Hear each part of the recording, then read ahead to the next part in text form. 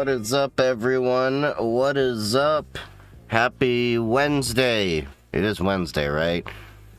You ever get like a little out of it to the point like you have the combination of like weather, allergies, sickness, whatever, that you basically are just like, I don't feel like I'm a human. Yeah, this is kind of like my frame of mind right now, if you're wondering where I'm at mentally. I'm sure many of you also are out there right now. It is that season right now of April showers bring me... Well, no, it's not even April. We should have had all the showers done in April. Guess the weatherman always does lie.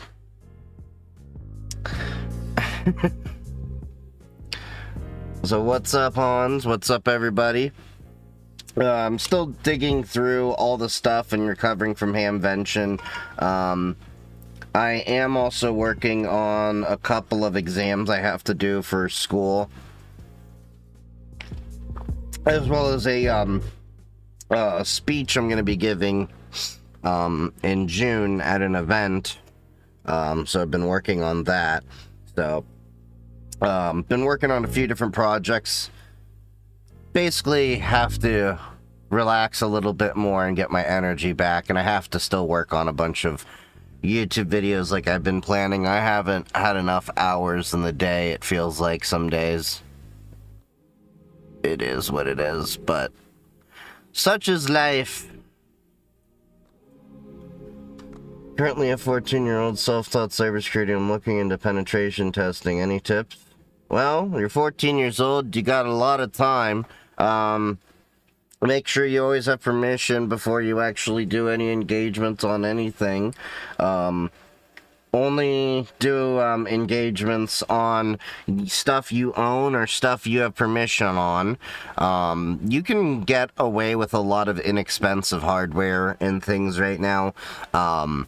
You may need access to your parents' credit card to get access to it, but you can, get access unless you don't have access to like a Micro Center or something like that. But ESP32s are useful in some cases for scanning networks, or what was it, there's a piece of software I was looking at, what was it, yesterday, that runs on a Raspberry Pi to automate scannings of networks. Was it Ragnarok, something like that. So there's many different things out there. You got quite a few years. Go enjoy yourself. Maybe since, you're so young at 14, talk to your parents about seeing if it's okay for them to, help, chaperone you to some cybersecurity events so that you can get a taste. Because a lot of them are very open and welcoming to younger people that want to get into this field, and will be more than enthusiastic to show you the ropes. There's various different cybersecurity events that I know that even have tracks just for younger individuals. Like I know DEF CON, the larger event, I'm not saying you should definitely go there because, as a young adult, it's a big event, but they do have one for young adults. So that is something. No building out Node.js. Any recommendations? I don't really do Node.js on things, so I don't know too much on that side of things. Other than I know I tease a lot of my developer friends for things going wrong in their stacks often.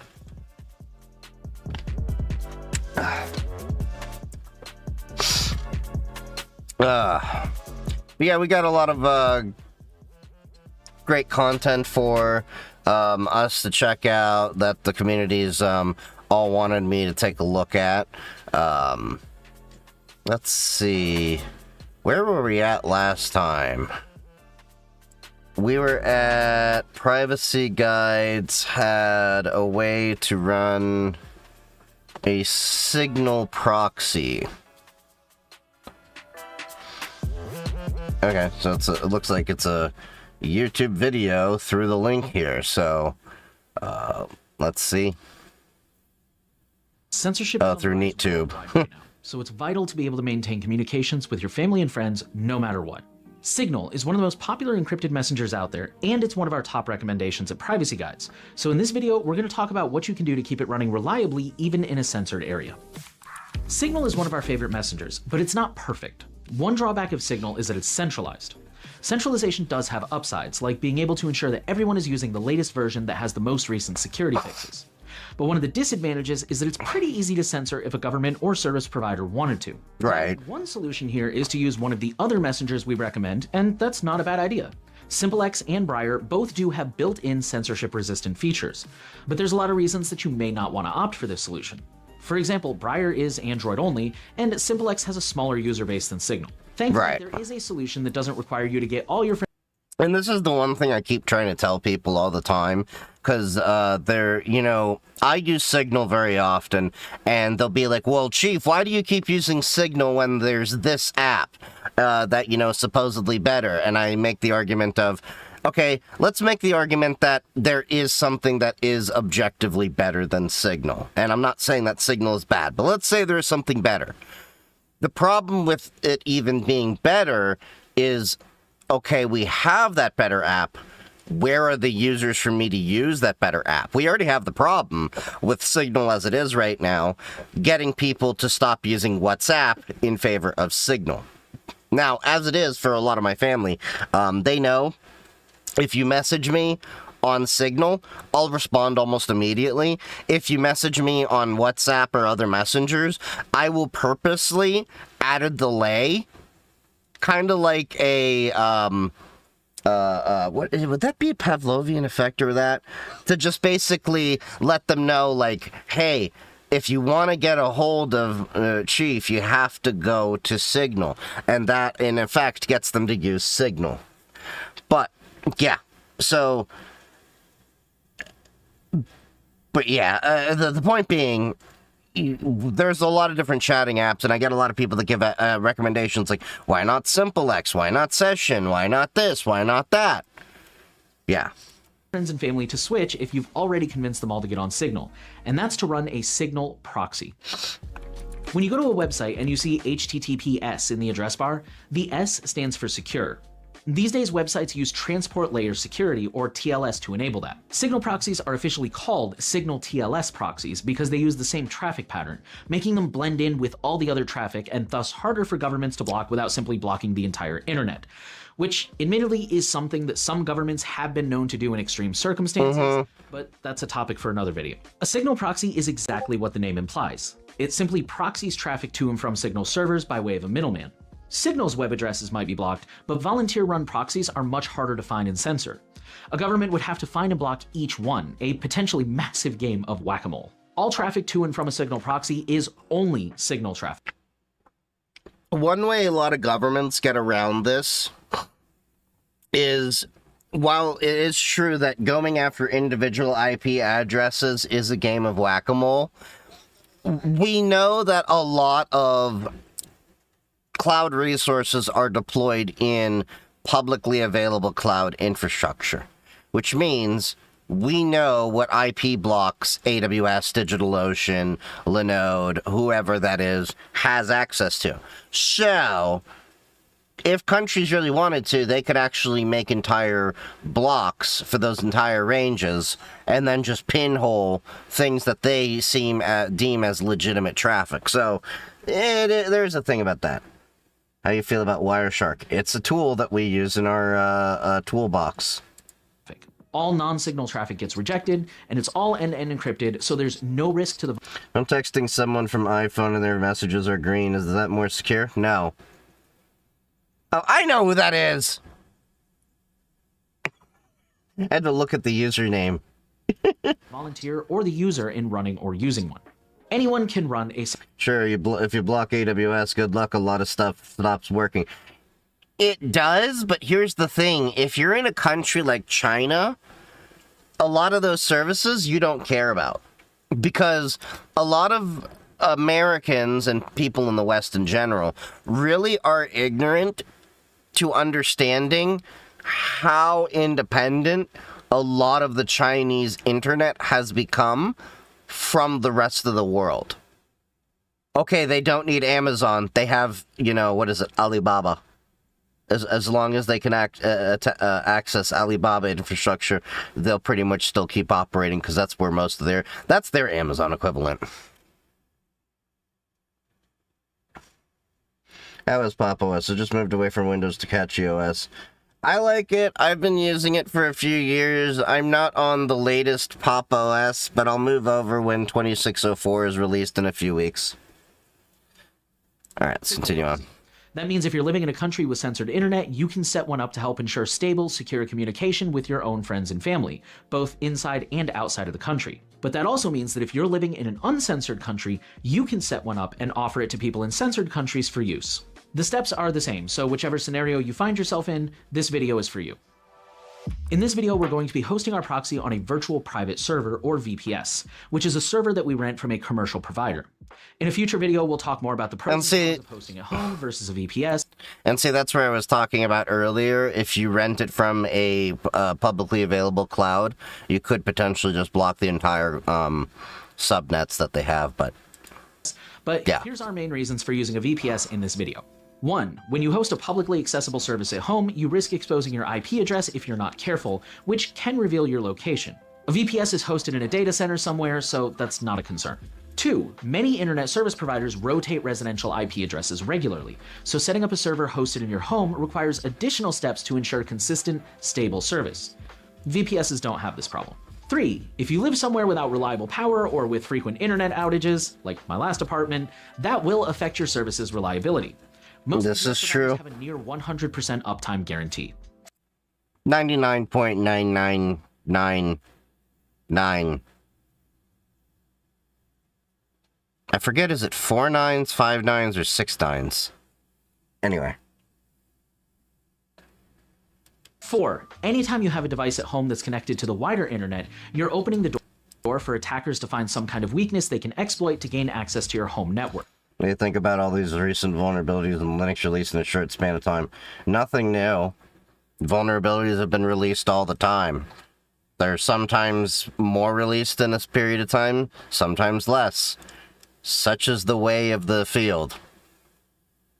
And, you know, it's open source. I mean, more people are available to view the code, so... I'm just saying, like, what do you think's gonna happen? That doesn't mean it's less secure. That just means you're gonna have more people be able to audit the code. While there are ways to mitigate this risk, a VPS basically makes this a non-issue. There are a lot of good VPS. Just got promoted to senior cybersecurity analyst. Love your content. Hey! Scaleway, Digital... Mazel tov. Happy hacking there. And Vulture. There are even some that are specifically focused on privacy, like Najala or 1984. I thought it's Nyala, but yeah. I've decided to go with Hetzner because I think they have pretty decent prices, but for the record, Privacy Guides does not endorse any specific hosting provider at this time. Feel free to leave suggestions in the comments on who you would use and why you'd recommend them. Nyala would probably be where I'd lean more towards. They're founded in St. Kitts and Nevis, and they pride themselves on being able to really tell people to F off on privacy and stuff. But they don't have the problem is, though, that they don't have the enterprise level capacity you would want, especially in terms of pricing and scaling. It's more for like these small one-off things like you're trying to do here. One thing to factor in is that depending on the situation, certain major providers like the ones we've listed might be censored completely in the country that you're trying to help. That's not really something we can address in this video because it would be a case-by-case basis, but just keep that in mind when you're picking a provider. Now, most providers offer... Damn, Scooby, you've been on a 110 stream streak? Damn. Several choices of VPS with varying degrees of performance. It should be safe to go with the cheapest, lowest powered option because honestly, a Signal proxy shouldn't really require a lot of overhead. It's just sending messages. In most cases of when you're trying to do your cloud home labs, the honest truth is you're not going to need a high-performing cloud Generally, the cheapest route is what you're gonna need, and he's right here. I don't even go for the high performance compute, and I've actually saved a lot of money for companies by converting to lower performing resources, and in many cases we found we were actually able to improve performance. Here's how. Because the per core cost was a lot higher, they would have less resources in terms of memory, or even, networking speed, things like that. But we could then go to a lower cost general purpose version that had more memory or faster networking. So yeah, a lot of people think like, oh, I have to go to the highest performing CPU model, even for like things like Tenable on-premise scanning. We used to use AWS for that at my last job, and it turned out going from the high performance compute version to the general compute version not only saved us money, but it also reduced scan time by about 2 hours per pass for the entire company. It's not rendering video or storing databases or anything crazy like that. For operating system... What was the image that just flashed in that video? Oh, it's just a weird flicker that happens from YouTube and in the NVIDIA card because of my capture card. It's just a missed frame. That's all it is. It's just, they're not synced up. Because I can see when those happen. I typically use Ubuntu. We don't recommend Ubuntu for your personal devices like laptops, but Ubuntu is one of the most popular server operating systems, so it's the one that's easiest to work with. Yeah, Ubuntu's alright for a lot of your basic stuff. Debian's another one that I like to use, but Ubuntu generally has more up-to-date packages than Debian, but Debian comes with more open source out the box than Ubuntu. There's a lot of philosophical issues around that, but you can tell this has been a while because, look, this is talking about CentOS, and CentOS is, oh, well, that's on Stream 10. Never mind, because there's Alma right there, I just realized. Now, before we start configuring our VPS, let's buy a domain name. Once again, there are a lot of good domain registrars to choose from. Some well-regarded ones include Porkbun, Namecheap, or Hover. There are also privacy-focused ones, again like Najala, although there are some drawbacks to the more privacy-protecting ones. We recommend searching our forum at discuss.privacyguides.net to learn more and hear from the first-hand experiences of other community members. In most cases, when buying a domain, I would tell you don't go too crazy about it. Here's the reality. Whenever you go and buy a domain, they almost all have privacy capabilities. So, like, what I mean by that is if you do a whois lookup, for example, let's do mine, for example. Okay? You can actually see, oh,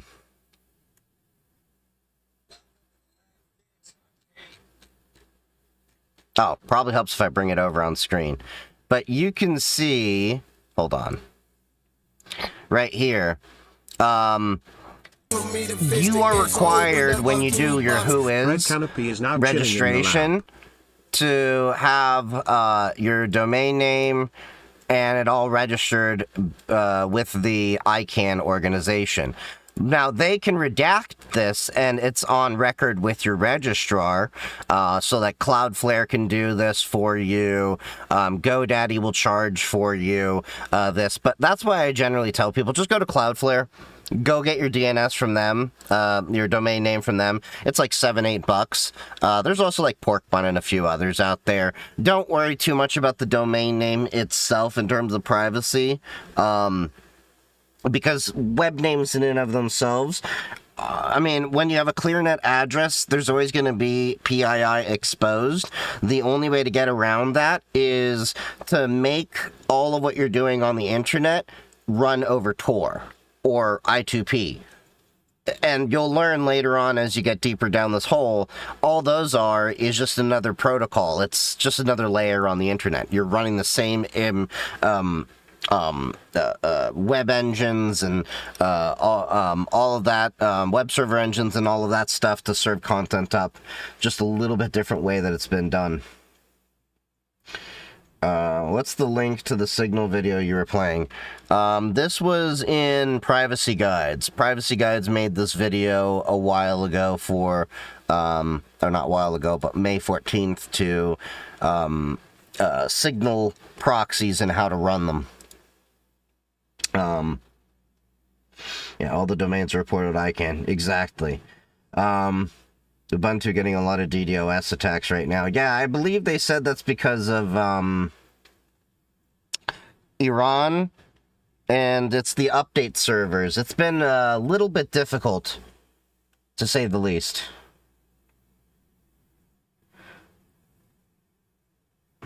I'm really worried that'll be hacked if I text Android people.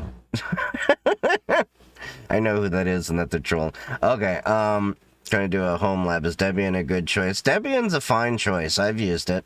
There's nothing wrong with it. Oh, thank you for the follow, Red Canopy. Did see you come in. Want to start learning and implementing pfSense as my first home lab project. Any advice? Love the content. BTW. Been following on TikTok for a while. Actually, yes. So, in specific to pfSense, and then we'll get back to the video. If you go to my GitHub, there is a repository, which is called pfSense SimStack. I'll bring it up. Here, this is basically everything I have been building for pfSense, as well as tons of documentation. So this has my custom components I built for pfSense and documentation that I've had for configuring it. So I think, what is it? If you go to config, yeah, if you go to config over here, there's a bunch of documentation in all these markdown files over here. So everyone that says MD is a markdown file. I have my DNS blacklist, whitelist over here. I have my SID files also for Suricata, where you're going to need that. So you can see like PF Blocker NG recommended optimization guide for which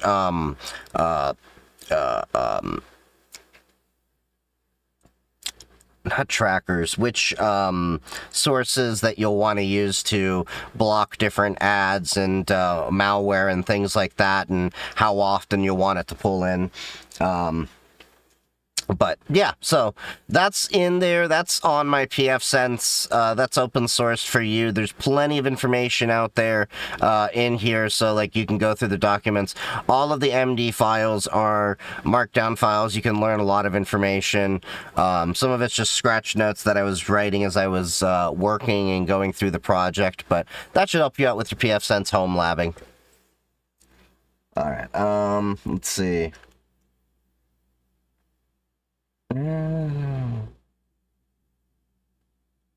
Canva got hacked. Can you talk about it? Canva got hacked? Rip Canva.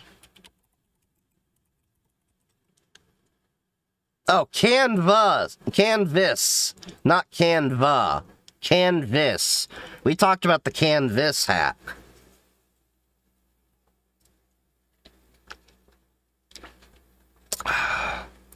One was an education app, which, by the way, ironically, learning to not forget an S is a big part of education.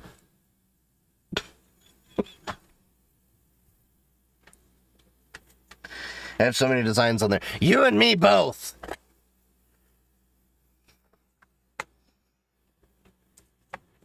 All right, let's see. Let's get through this video and then I can catch up with chat. I personally use Namecheap because they are, as the name suggests, cheap. But once more, Privacy Guides does not endorse any specific provider. I happen to have a few domains lying around, so I'm going to use the new oil.xyz domain. I got a few. I'm probably going to do this as well when I remember to do it. That I'm basically not really using anymore. You can use any domain you want or buy a new one if you don't already have one. Make sure when you buy the domain to enable domain privacy protection, which will keep your real name and email address from being public. Some providers like Namecheap offer this for free, others might call it by another name like WhoisGuard or something like that. Trust me, you want this, at very least, because if you don't get it, you'll get constantly spammed from people offering to build your website or your app or SEO boost or whatever. It's awful. I made that mistake once and never again. Yep. If you do take our advice and use different registrars and hosting providers, make sure you go into your registrar's DNS records and point your domain at the IP address of the VPS.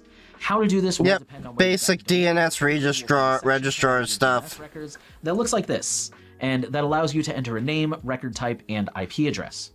Check. This is basic stuff that you should learn anyway in your course of labbing. Pretty intuitive. Make sure that the record type is set to A and that the address is the same as your VPS. For the name, we're going to enter Signal, which will make your Signal proxy run on a subdomain. So in this case, it would be signal.thenewoil.xyz.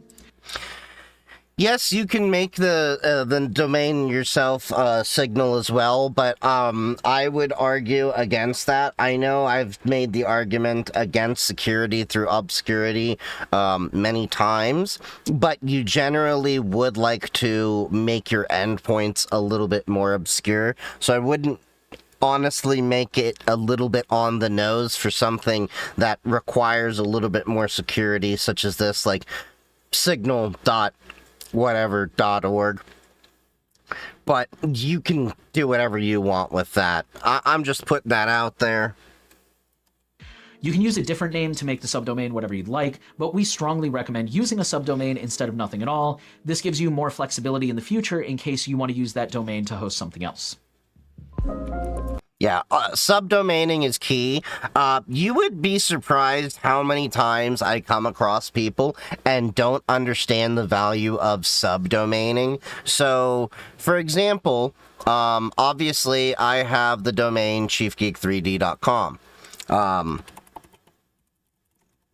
I know a lot of businesses that have bought so many different domains when they didn't need to, and I subdomain my different stuff. So it's like, oh, there's links.chiefgeek3d.com. Oh, let's go to, send a tip to ChiefGeek3D. Oh, we subdomained with a 302 over here that redirects the stream elements. Oh, we can go to support.chiefgeek3d.com. You know, subdomaining is, a very important thing that you should understand in terms of IT, because you're going to deal with it a lot in terms of Active Directory domaining and LDAPs and all this other stuff. Whether or not you're dealing with web server administration, you're going to have to understand the concepts around subdomaining and how that's also going to have to play nice with the web server people. Okay, now we're ready to connect and start setting up. The first time you connect, there's an important change that you should make to your server to make it more secure, but I don't want to make things too confusing by adding in additional steps right now, so stay tuned until the end of the video and I'll cover that and much more. If you've never installed Linux before, I recommend starting by running updates. Kind of like buying a new computer, usually the pre-installed version is just slightly out of date and a quick update will bring it up to speed. So in Ubuntu, you do this by running apt update and apt upgrade y.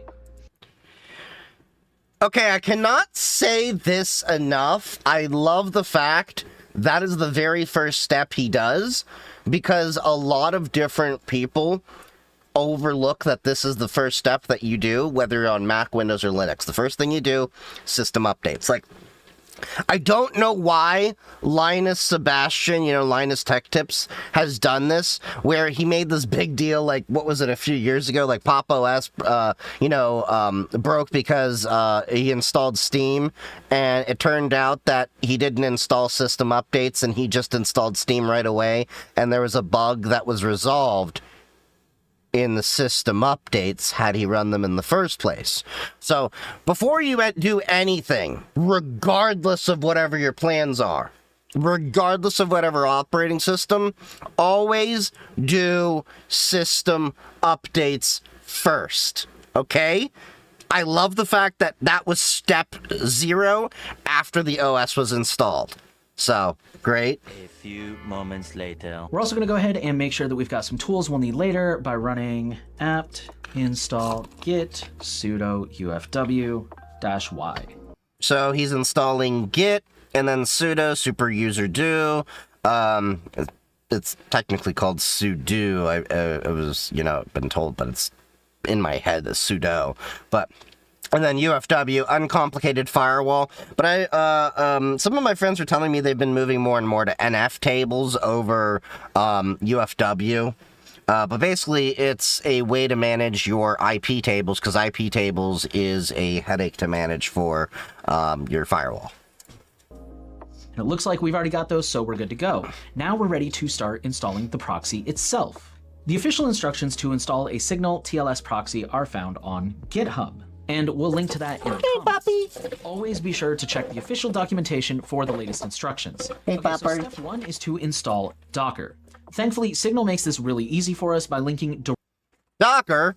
I barely know her. directly to the right version that we will need. So just follow the instructions for your operating system, which in this case is Ubuntu.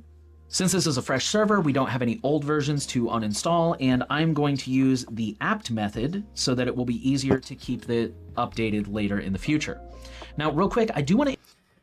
Yeah, don't install the Docker straight out of Ubuntu. Historically, I've had issues. Install it straight out of Docker's information. So just keep that as an FYI. Issue a warning against just copy and pasting commands you find online if you're not sure what they do.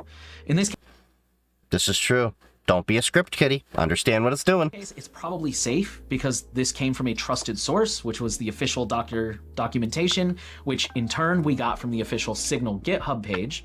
And we also have the advantage of having some comments here that tell us what each of these commands are doing. Still, if you're ever unsure, it's always a good idea to err on the side of caution and look up what the command does. Someone asked if I'm connected to a VPN and it malfunctions for a moment, will my real IP address be revealed? Potentially.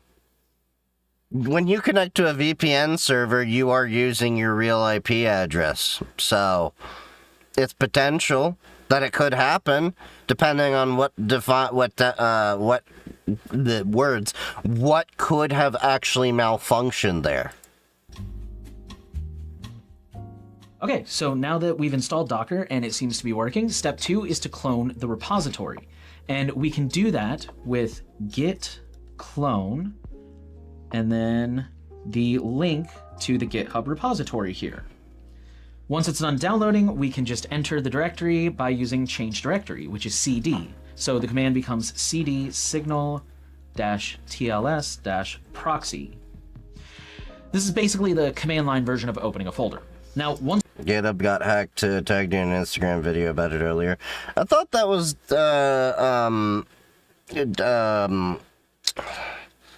was that the one tied to certain secrets that then had to be rotated?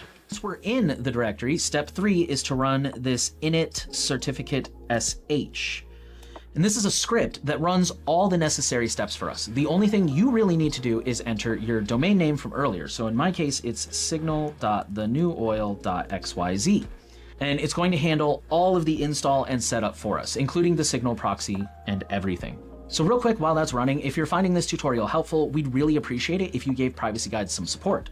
Privacy Guides is an impartial, volunteer-run nonprofit, and our mission is to bring people the best digital privacy and consumer technology rights advice on the internet. We want to make a lot more tutorials like this one, but we can't do that without your help. You can make a donation by going to privacyguides.org/donate, or you can buy some merch at shop.privacyguides. I've donated some cryptocurrency to them in the past. Okay, it looks like everything went smooth. It says certificate successfully received, everything's extracted. So the last step is to run this Docker setting. Well, this is interesting. I kind of figured as much that they'd be using certbot in the middle of it, but it is using TLS encryption, like they were saying, and it's using certbot in there, so it's probably using some renewal process inside the Docker in there.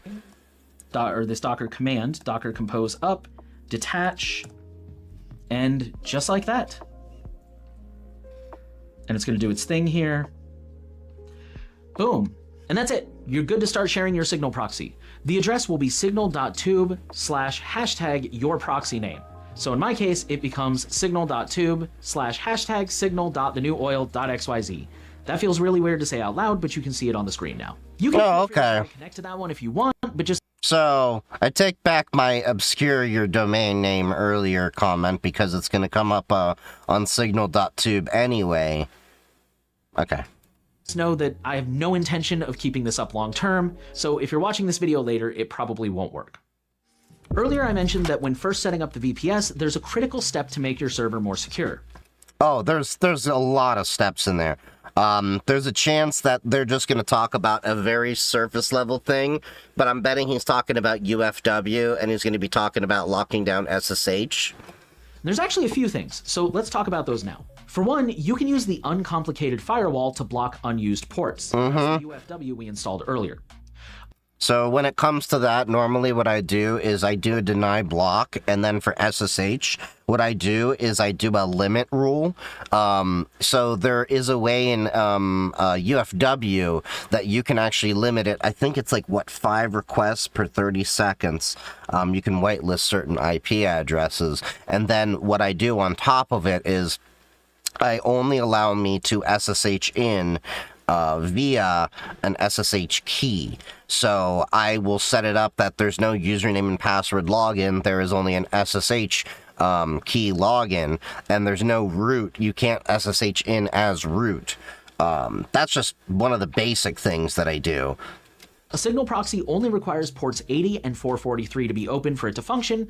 Yeah, and I didn't know what ports they needed, but that makes sense. 80 and 443 for TLS. But you should also leave 22 open so that you can connect to it remotely. Okay, so see where he says UFW allow? I would change this from allow to limit. That is the one thing, and it's a thing, I'm not knocking him by any means. This is a thing a lot of people don't know that you can do in UFW, but it comes with years of experience. So, let me see if I can pull this up. There should be some documentation here. There you go. So this rate limits connections over there. So you see UFW limit SSH, or you can set it as /TCP. It's the same thing essentially. And what it will do there is just essentially straightforward rate limit it. Most people think that there's only allow or block, but UFW allows at least the limit capability for SSH there, just because that is one of the most brute forced protocols. So allow HTTP, allow HTTPS, and then limit SSH. There is ways, depending on the web engine that you do use, to rate limit at Nginx and stuff like that. Does that help prevent DDoS attacks? DDoS, not necessarily. So DDoS, you have to understand, is if your inherent goal is a DDoS, rate limiting does not stop that. Because how a DDoS works is it is exhausting the resources so that you're unable to respond. So, while it will help in a DOS situation where someone's brute forcing you from one endpoint and basically just trying to hammer and, get access and roll through thousands of passwords a second, a DDoS that won't really do as much against.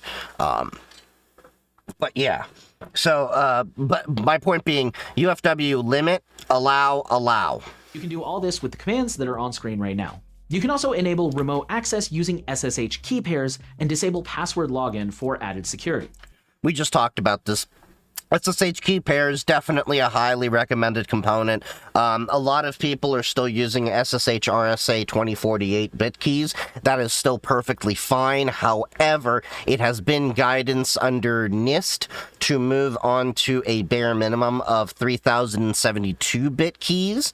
So you can do up to 4096-bit with RSA, but I would actually recommend more people to, instead of using RSA, use ED25519 when possible, although it is not FIPS compatible. So if you do have FIPS compliancy, you will have to use RSA 4096 or 3072. But yeah, it is, but if you're using 2048, they're still fine. Let them exhaust until they're actually expired. But if they are still live, plan to rotate out those 2048 keys. Do you edit do you edit TikTok clips, or does your AI assistant do that? A little bit of A, a little bit of E. I have a moderator that goes through and edits some of my TikTok clips, and we do use an AI tool to go through and process a bunch of the clips initially, and then we go over and give it a second pass ourselves, and then further modify it, and then approve the videos that go out to shorts and everything.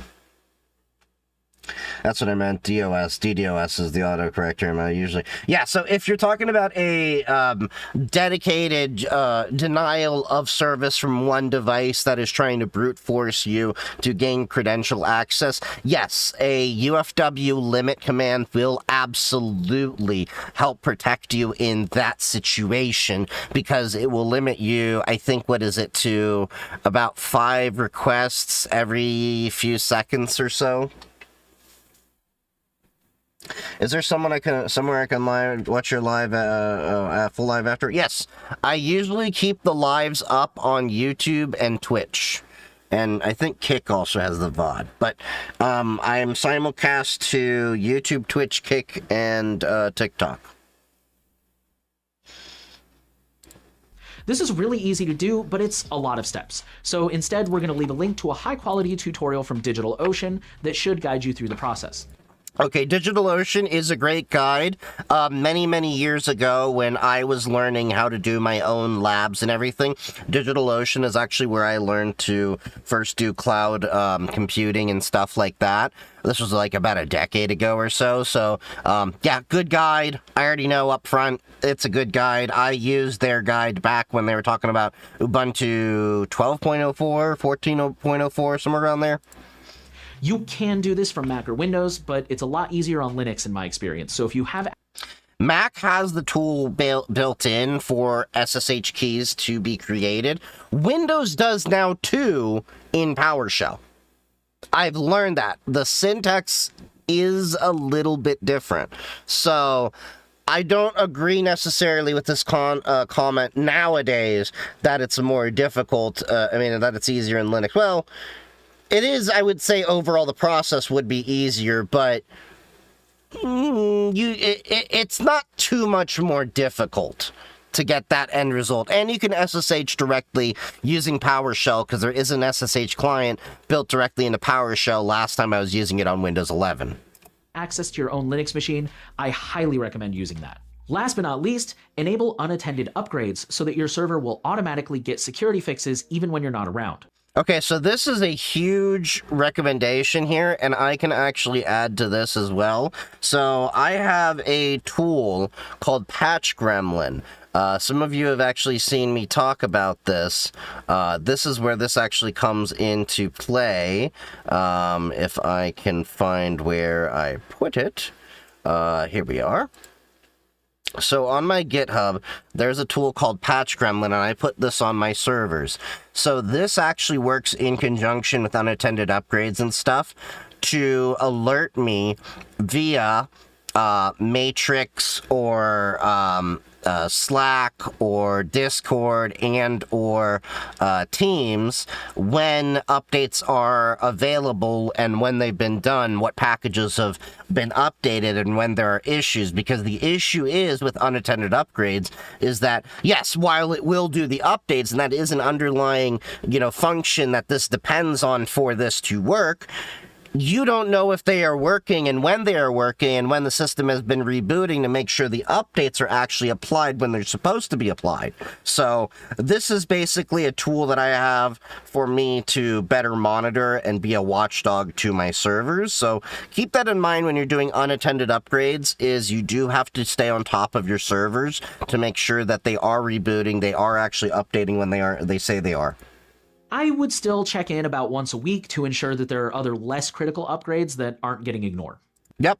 Yep. Again, we plan to make a more in-depth video about self-hosting in the future, and when we do that, we'll talk about all of this stuff in more detail, as well as lots of other stuff like alternatives such as IP tables. And that's it. You should now have a reliable, reasonably secure Signal proxy running for you, your friends, or anyone else who needs one. If you're setting this up for other people, be sure not to share the address publicly, since that will make it easier for your proxy to be found and added to a block list. Instead, the Signal people recommend using the hashtag SignalProxy to tell people that you have one, and to have them DM you or use some other more private way to share the link with them directly. Thank you for watching, and if you're not using an encrypted messenger yet, check out this video that explains why you might want to start. You know what? I might actually look into hosting one and supporting that in the near future. I've also been looking into hosting Tor nodes and all that down the road once I have some extra money set aside from the revenue so that I can colo hardware into a data center, because I know a person that would let me rack some stuff. But yeah. Is there a reason of why I use Matrix? Decentralized, private, encrypted chat on a server that I can control? Because if Discord goes Discording the way that they've been Discording, well, then people are going to want to go more and more towards Matrix. I mean, I got a great community over here on Matrix. Y'all are more than welcome to join. It's a bit smaller.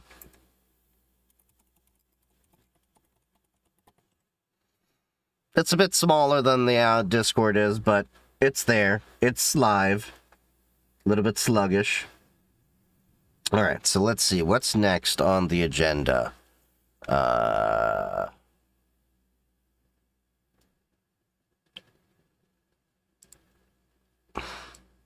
So, my pen tester best friend, apparently their girlfriend, made this. In Rust. Wipe files and drive securely with random ASCII dicts.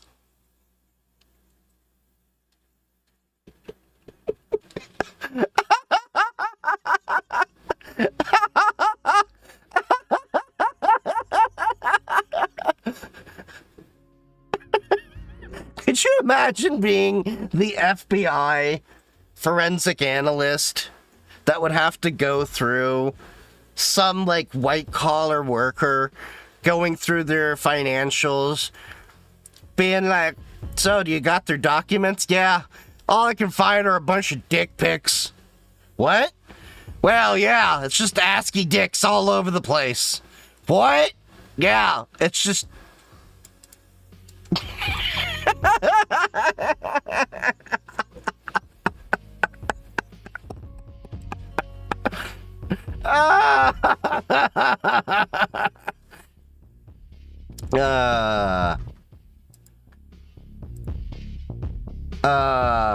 And start. Yeah, I'm definitely gonna have to, use that in the future. Okay, so... SSD NVMe aware safety refuses to wear out your flash, suggests the right native tool, or delegates it via secure erase. Patch safety guards won't wipe // etc. swap files or mounted block devices without explicit consent.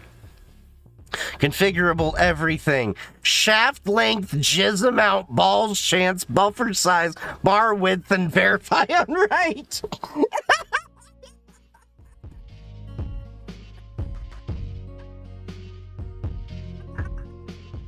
Oh, oh,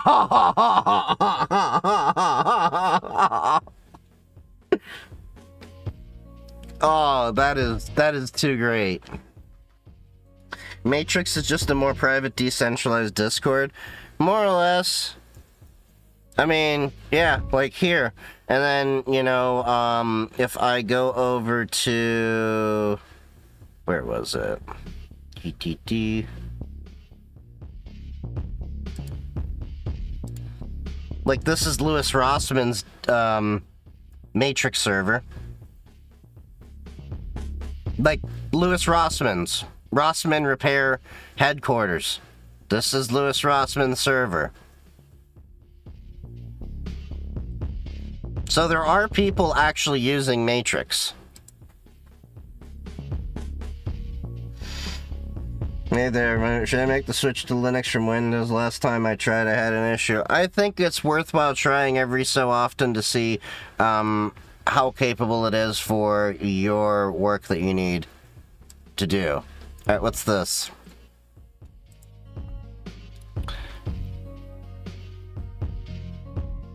What the Which should I be most proud of? My 3D printing or my soldering? I had to look at that for a second to be like, which starts where? Like, what? That doesn't even look like 3D printing. That looks like a 3D pen. That looks like somebody just took a 3D pen and made an enclosure.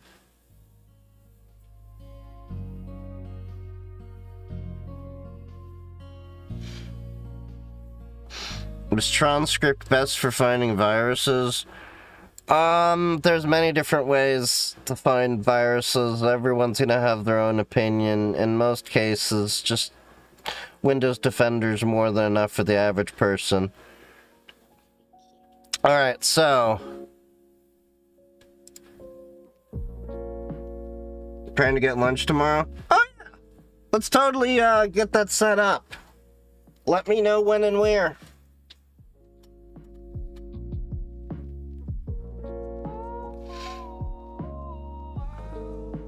Alright, so the next video, Tesla, you get what you effing deserve. Have you seen the guy dropping 0 days every few months? I can't keep up with it. Yeah, there's been 0 days coming out all the time for many different things. Welcome to cybersecurity. Alright, what's going on here? Over the last 10 years, one name has become synonymous with the electric vehicle revolution: Tesla. Elon Musk's brainchild didn't just build electric cars, it built a movement, disrupted a century-old industry for years, and crowned itself the undisputed king of the EV world. But heavy is the head that wears the crown. In the fourth quarter of 2023, something unthinkable happened. A Chinese automaker named BYD quietly sold more battery electric vehicles than Tesla, officially snatching... Y'all know I love me a BYD. 2024 and into 2025, BYD didn't just sustain this momentum, they expanded it and became a global juggernaut, selling over 4.2 million electric vehicles in a single year, aggressively expanding into Europe, South America, and beyond. Damn, 334% increase? With BYD, Warren Buffett owns 10% stake in that. Why do you laugh? BYD is trying to compete. Why do you laugh? Have you seen their car? You don't see them at all as a competitor? No. Even Elon Musk, who once openly... Do you wonder if he regrets laughing at them? Because, like, the dude's, like, stressed out now, like, trying to keep even, like, yeah. laughed at BYD cars in a 2011 interview, has changed his tune, warning investors that Chinese automakers would demolish most other car companies in the world without trade barriers. With companies in China, I think they're extremely competitive. Elon's only at the top because of artificial barriers. Like, the reality is, he's only there because of artificial, like, you know, doors and windows that we have created. Everyone that has actually been outside the USA and has had the opportunity to try more than a Tesla knows Tesla is bullshit, and it's horrible. It's overpriced garbage. That is not a philosophical standpoint. That is not an ideological standpoint. That is my professional, technological standpoint as a tech person. I sat in a BYD car in Portugal, in the BYD Auto 3. And when I looked at the price of it and the features of it, and I'm like, Tesla's got nothing on this. Hardworking and smart, and I think there's going to be just a massive wave of Chinese products going out into the world. So how did a car company that started out by making batteries for old flip phones rise to beat the most valuable car company on earth? For many years, the global car market has been dominated by the same small group, but no longer. In the span of 5 years, China leapfrogged the largest automakers in the world, going from 6th place to 1st. I'll tell you how. Because here's a problem that a lot of American and to a lesser extent as a whole, Western businesses have in terms of the global economy. China is competing with America and the entire world. America is competing with the entire world without China. Do you see the problem there? China is including the entire world in their equation of their competition. America has this entire blind spot for what's going on in China, and that's roughly 1/3 of the world and the innovation going on. Is China winning the EV war against Are BYD batteries better than Tesla? Reportedly, that's my understanding. America? Today, we're taking a deep dive into the history of BYD, the secret weapon hidden in their technology, and how the global battle for the future of transportation is being fought and won. To understand BYD, which stands for Build Your Dreams, you have to look at its founder, Wang Shanfu. Born into a poor farming family, Wang was a brilliant chemist who recognized a massive shift happening in the mid-1990s. As mobile phones began to explode in popularity, he recognized the coming surge in demand for rechargeable batteries. And in 1995, Wang founded BYD as a battery manufacturing company. At the time, the rechargeable battery market was dominated by Japanese giants like Sony and Sanyo. But Wang figured out how to manufacture batteries cheaper by replacing expensive automated assembly lines with a vast workforce of Chinese laborers. By the early 2000s, if you owned a Motorola or Nokia phone, there was a good chance it was powered by BYD. But Wang had bigger ambitions. In 2003, flush with cash from an I don't know why it is. Maybe it's my immature brain, but every time I hear Wang, I keep thinking of Wang Chung. You know, everybody Wang Chung tonight. IPO, BYD bought a failing state-owned automobile manufacturer called Zian Qinshan Automobile, and his investors absolutely hated that idea. The BYD stock dropped. After all, what did a battery company know about building cars? At first, absolutely nothing. Their early attempts were rough, and by rough, I mean they were incredibly ugly.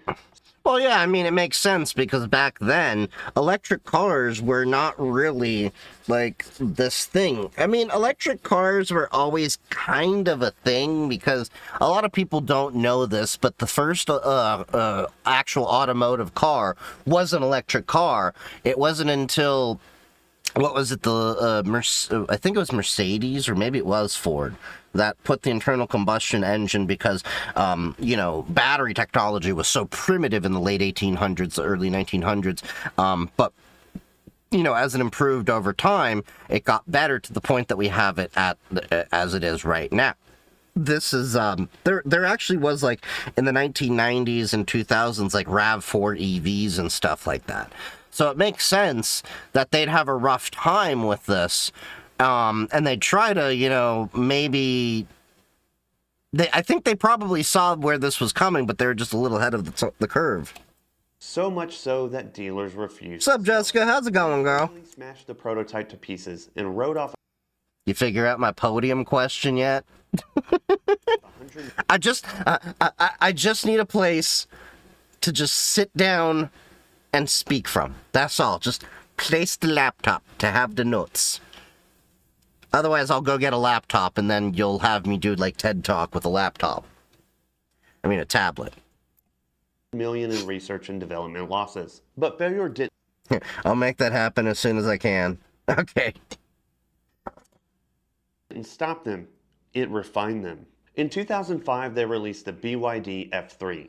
To call it inspired by the Toyota Corolla would be polite.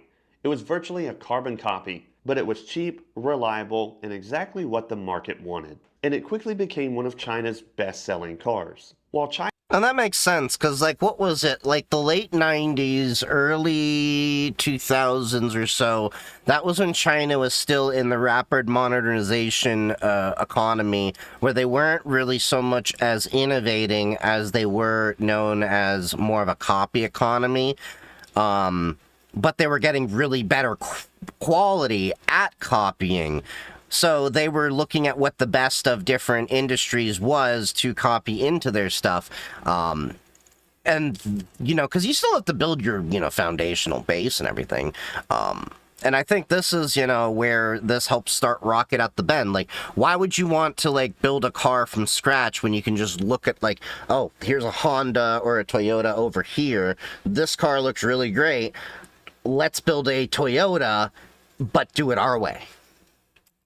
China was busy selling gas-powered copycats. Waiting on confirmation that I can make it happen. Okay, cool. Just let me know, because worst case, if I have to buy a tablet, I just need some lead time to buy a tablet and go to Micro Center. You know how hard it is to find a Google Pixel tablet, by the way? Wang was secretly plotting his By the way, Google's not coming out with a tablet, too. I am so upset, because I wanted something to put graphene on. electric revolution. As early as 1997, he was buying old cars and stuffing them with golf cart batteries to see how they worked. In 2008, BYD launched the F3DM. The F6DM. The world's first mass-produced plug-in hybrid. That same year, a legendary investor noticed them. Charlie Munger convinced Warren Buffett to invest $232 million for a 10% stake in BYD. BYD is backed by Warren Buffett's Berkshire Hathaway and considered entering the U.S. market in 2008 when Buffett acquired 10% of the company. Munger described Wang as a combination of Thomas Edison and Jack Welch. Buffett's backing gave BYD immense global credibility, fueling their R&D just as the Chinese government decided to heavily prioritize what they call new energy vehicles. For most countries, EV is seen as the future of driving, but for China, the future has arrived. It's here now. So you may be wondering, how is BYD actually beating Tesla on a technological level? BYD is so much ahead of Tesla in China, it's like it's almost ridiculous. Well, it really is ridiculous. Like, I have talked to some of my friends that have gone to China, and they've shown me things that are in, like, some of their tech. It is... I don't know how else to explain it to Americans other than when I tell them, like, I don't think Americans really understand that we are so far behind until I say, we are a third world country wearing a Gucci belt. Just because you appear to have more wealth does not, in fact, mean that you are, in fact, a more wealthy country in overall state. You get what I'm saying? How come they aren't driving these in America and Canada? You want the straight up truth? Because America and Canada knows that they can't compete against China, and that if they actually allowed the door for trade inside American and Canadian borders, American businesses would not be able to compete. To the point, this is not hyperbole. This is not me making this up. The Ford CEO said this himself, because Ford CEO drives a Xiaomi SU7. China EV... Let me see if I can find the,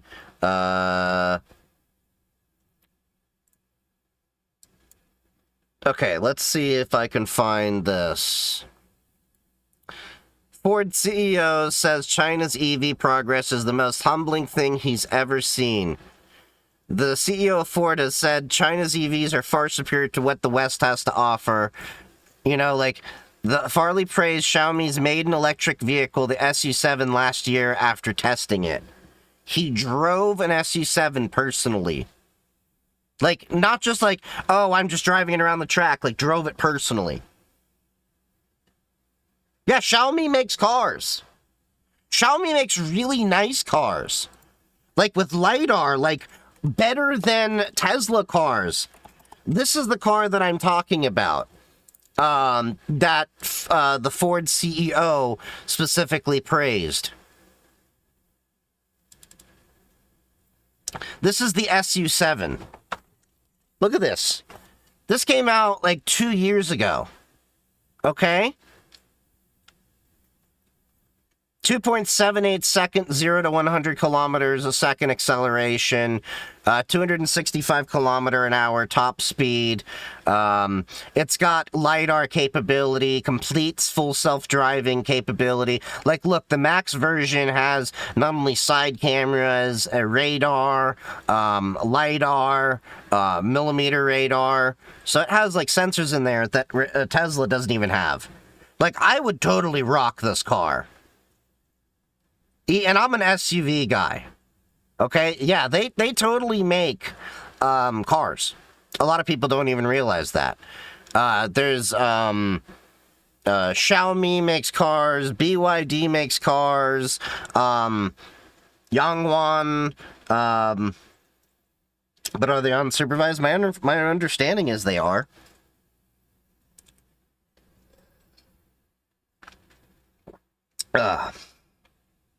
Is it Linux based? Yeah, Xiaomi makes their own Linux distribution.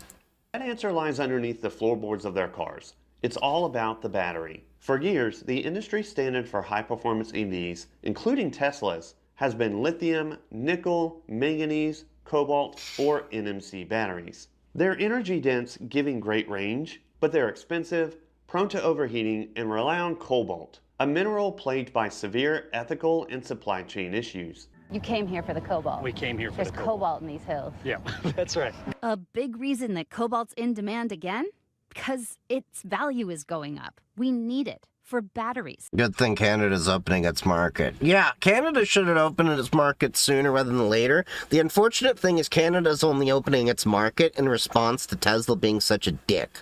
Or specifically Elon Musk being such a dick. Like, honestly, I can see post-Trump administration, the next president that comes in, if they're not on the Republican side, could be open to seeing Chinese EVs coming to the USA. Because I think Elon Musk really shot himself in the foot by getting involved in politics. Because there's one thing that a lot of well-known and well-off CEOs know that appeal to many different demographics: you don't get too involved in politics. Without these minerals, we simply cannot function. That's the funniest thing I've heard. Why is this thing popular again? Because it's needed. Basic economics. Because BYD started as a battery company... What's the child labor thing going on with mining the minerals? We all know Tesla has cobalt with child labor. Yeah. Isn't the cobalt mostly in Africa, if I'm not mistaken? Or was it South America?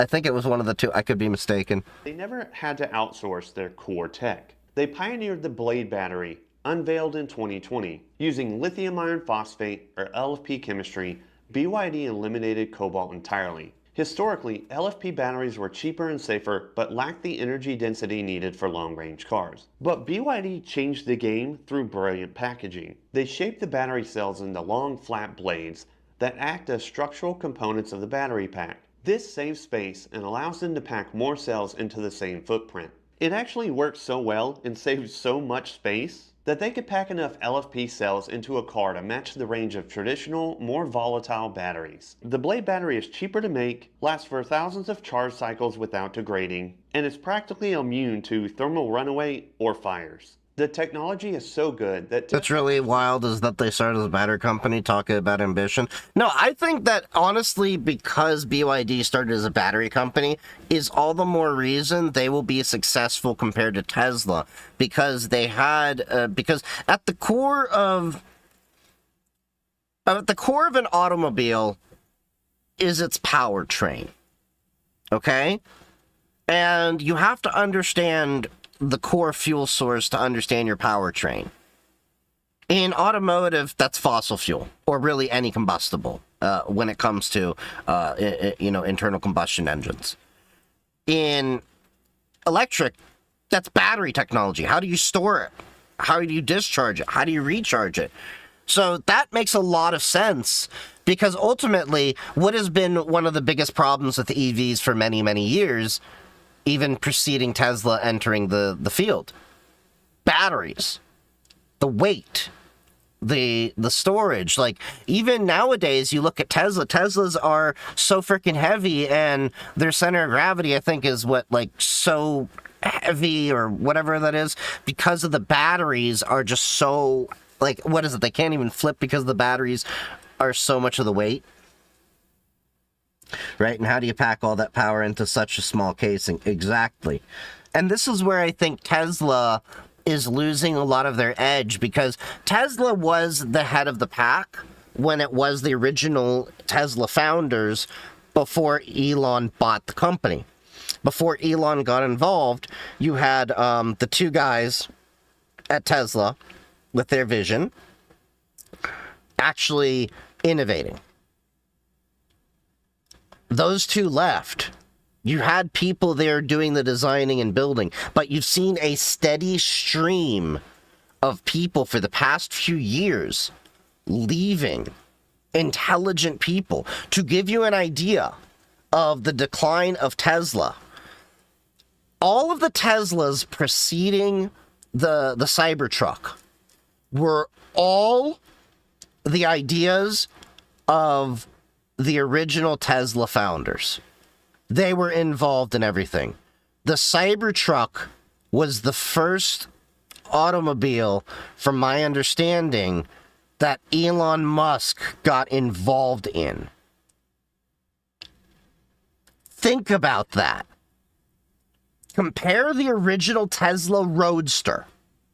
What an amazing car that was. What a head turner that was. To the Cybertruck that he gave us. And that's probably why we haven't gotten the second Roadster, because all the people that made the Roadster as amazing as it was are gone now. And all the people that brought the heart, the soul, and the brains to that are gone. So it makes total sense that BYD is the company that they are that's cannibalizing on Tesla's faults. And then you add on top of it, Tesla got too cocky and Elon, well, not Tesla, but Elon got too cocky. And now he's trying to, get into political overlord status and try to, control the politics in not just the United States, but several other nations, and turned not just the many people in the United States market, but many other markets against him. And he lost a lot of sales. I have never seen such a turning of the tides of public perception on a company in my entire life.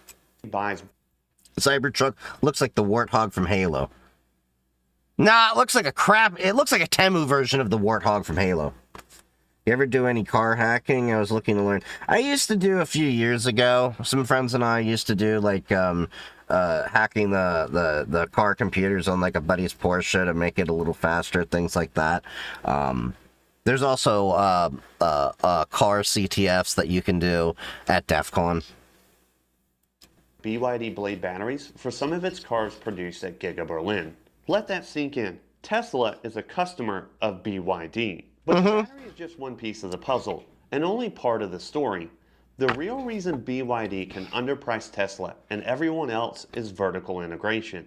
While traditional automakers, and to some extent Tesla, rely on thousands of third-party suppliers for parts, BYD makes almost everything in-house. They make their own electric motors, their own electronic control systems, their own seats, their own dashboards, and crucially, their own semiconductors. When the global chip shortage halted auto production worldwide in 2021, a perfect storm of...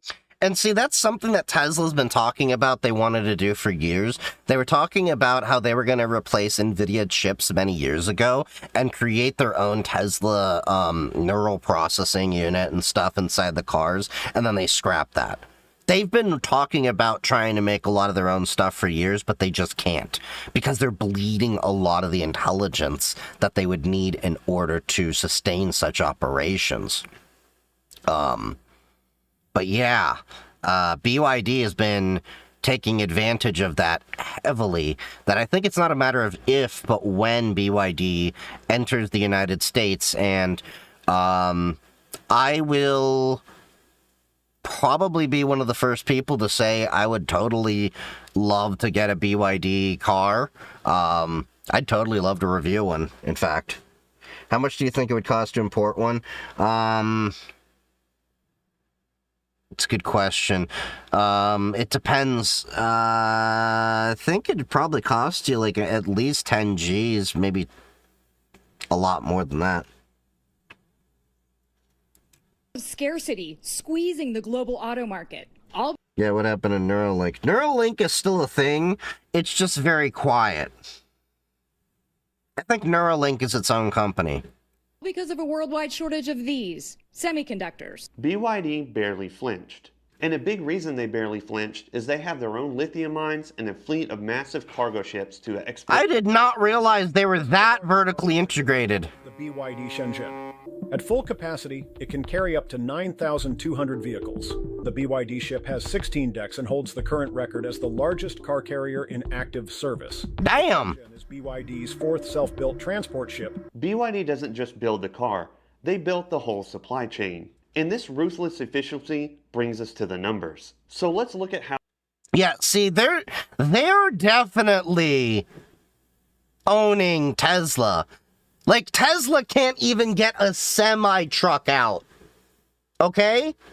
Tesla's out here talking about, oh, we're going to get the Tesla Semi out in, like, next few years. We're going to get full self-driving on the cars. And, like, BYD's over here, like, we're building freaking car carrier tankers, like, carrying 9,200 cars, have our own lithium mines, and, like, have an entire, bro, Elon, like, you are, like, compared to BYD, you are the toddler in the sandbox while they're making a Michelangelo painting. That is, like, the level of comparison right now. That is not me even trying to, like, hate on you for ideological or subjective reasons. This is objectively, like, Tesla is further behind BYD than I actually really realized. How the sales battle actually plays out. This car is the latest creation of BYD, a Shenzhen-based electric vehicle maker that's taking the world by storm. Today, it's China's biggest car company by sales, and in 2025, for the first time, BYD beat Tesla in total car sales. For years, Tesla dominated EV sales. In 2023, Tesla delivered an impressive 1.81 million fully electric vehicles. BYD delivered 1.57 million fully electric vehicles, plus another 1.4 million plug-in hybrids, pushing their total electrified vehicle sales to over 3 million. But 2024 was a huge tipping point. The gap in pure battery... See, I didn't realize they did plug-in hybrids and fully electric vehicles. Okay. That's interesting. Electric vehicle sales narrowed to a razor-thin margin. In 2024, Tesla delivered roughly 1.7 million EVs, while BYD delivered 1. Look at this gap! But hold on. Okay, let's look at this. So you see, like, Tesla global EV sales, okay? And then, like, 22, and then, you know, election happens, okay? So we see the little dip in cars. Great. Look at that jump. Like, their 2022 numbers are Tesla's 2023 numbers, and their 2022 numbers eclipse Tesla's 2023 numbers, and their 2023 numbers just completely slaughter. Just, it is not even just like, it is not a fair, like, it is a bloodbath. 7.6 million. But when you add in BYD's plug-in electric hybrids, their total 2024 sales exploded past 4.25 million vehicles worldwide. I need to get the bruh sound added to my soundboard because, bruh. In early 2025, BYD officially overtook Tesla as the world's largest electric car maker and pushed past legacy giants like Ford in total automotive sales. Good God, where the evangelicals at? Oh, Tesla's an amazing company. They're not a car company. They're a tech company. They're revolutionizing the world. That's right, we call them evangelicals around here. Back, Chinese car makers have set a new sales record. For the first time, 4 manufacturers have entered the top 10, including BYD, GWM, MG and Chery. So how is BYD... Okay, I've never heard of these bottom 3 right here. GWM, MG, and Chery. Those are new names to me. Including BYD, GWM, MG and Chery. So how is BYD pushing so much metal? That's actually quite simple. They get up in the morning at 6 o'clock in the morning, and they turn on MTV, and they listen to Headbangers Ball. I don't have any hair. That joke would have been better. Also, some of you were probably too young to get that joke. They have massive product diversity. The majority of their cars are in the mass market, so that helps with volume. BYD is not just in the passenger car market, it makes trucks, buses, and other vehicles as well. But its passenger cars are what account for... Bruh! Remember what I said about Tesla can't even get a semi-truck out there? BYD is out here with buses, and Tesla's still like, oh, we still can't. We still waiting on the the Tesla semi. BYD's out here like, we got buses, we got ships, we got commercial vehicles of all kinds. And the evangelicals be like, Tesla's still number one. Buses and other vehicles as well. But its passenger cars are what account for the majority of its sales. The company offers several models. Meanwhile, Tesla's trying to pass off a Cybertruck as a commercial truck. Motherfucker can't even do basic farm work. A variety of price points. Tesla essentially relies on two aging... Does it have bulletproof glass? I think they've proven that even the Cybertruck doesn't really have bulletproof glass. Is hardware level spying real? Is it real? Yes. Should you actually lose sleep about it? No. Models for the vast majority of its sales, the Model 3 and the Model Y, especially since the Cybertruck didn't seem to take off like Tesla was hoping it would. Tesla's Cybertruck is the auto industry's biggest flop in decades. Tesla sold just under 40,000 in 2024. Its first... He only sold like less than 40,000? Goddamn. Because I see them fuckers like everywhere. First full year. There's no sign that volume is rising this year, according to Cox Automotive. BYD, on the other hand, operates like a smartphone company, launching new or refreshed models constantly. They basically have a car for every single income bracket. At the bottom, you have the BYD Seagull, an excellent practical electric hatchback that starts at under $10,000 in China.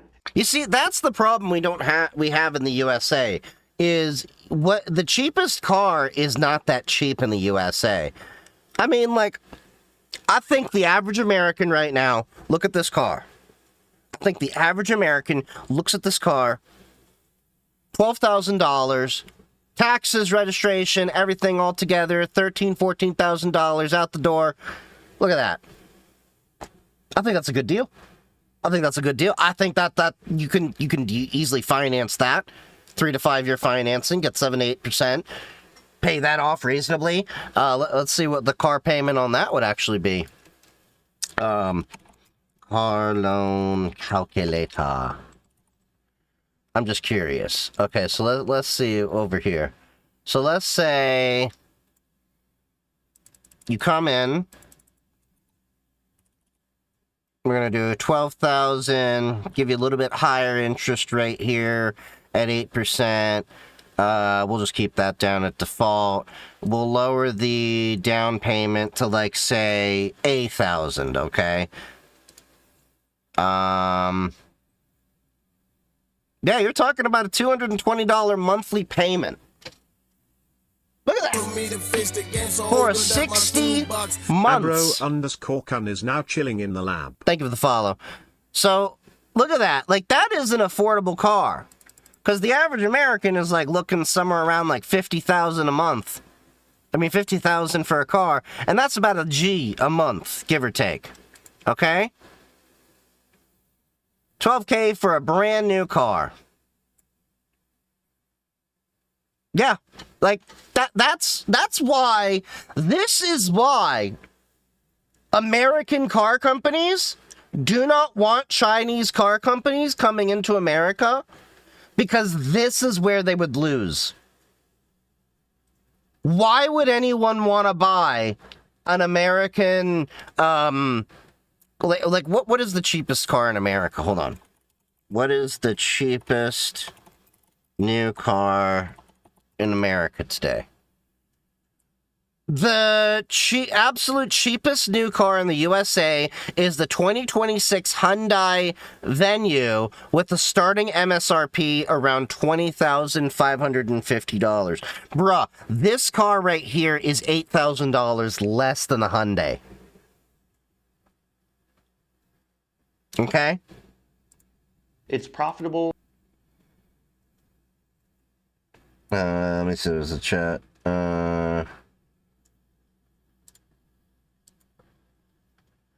Abracon, you just started using Linux Mint. Nice. Happy hacking, buddy. High quality and democratizes EV ownership in a way that Tesla has only promised to do. At the top end, BYD launched the Yangwang brand. Yeah. Oh yeah, they own the. Oh, so BYD owns Yangwang. That is the brand that I keep talking about, and like they are like luxury. Like these are the cars that can do like a 360 spin in place. Like they have really nice features. Like this is like if you had money, these are the cars you'd buy. I did not know they actually were the same company. The U8 is a massive luxury SUV that can float on water and do 360-degree tank turns. Mm-hmm.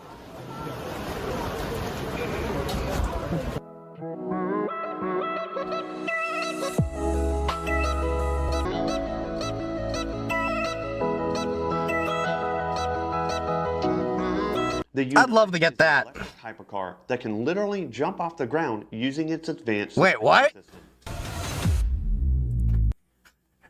My car's so happy it's jumping for joy.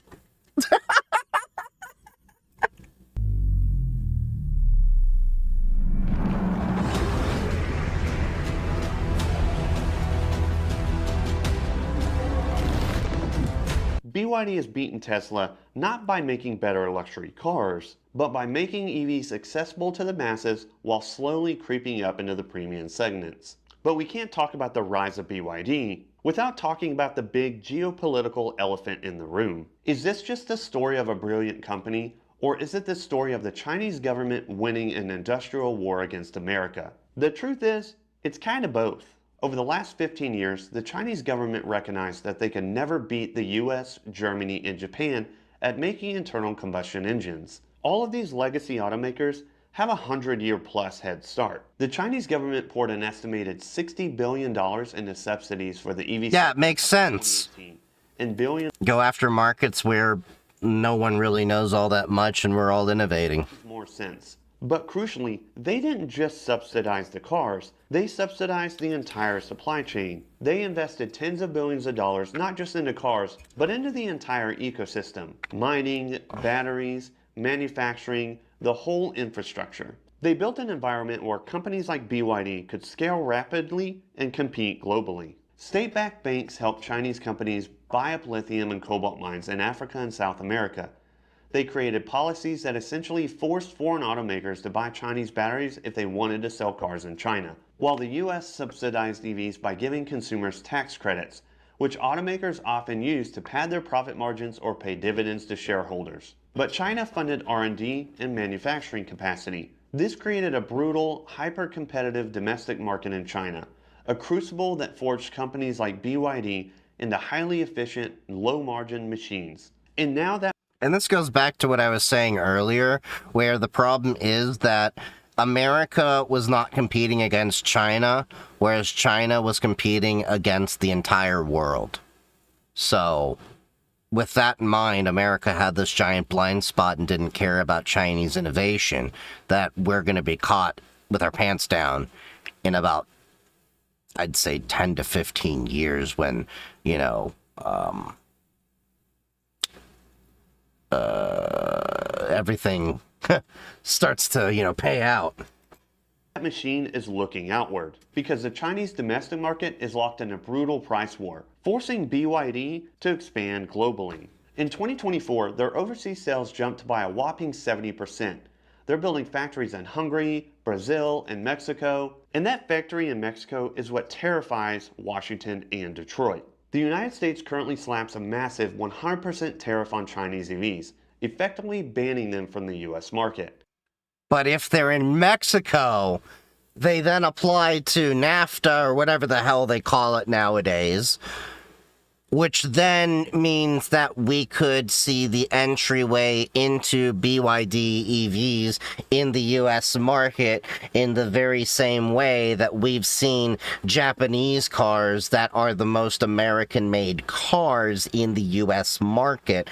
If you know anything about, like, Toyota and such, where, yeah, like, it's ridiculous how these supply lines work, where basically parts are made all across these three nations, the United States, Canada, and Mexico, and moved back and forth.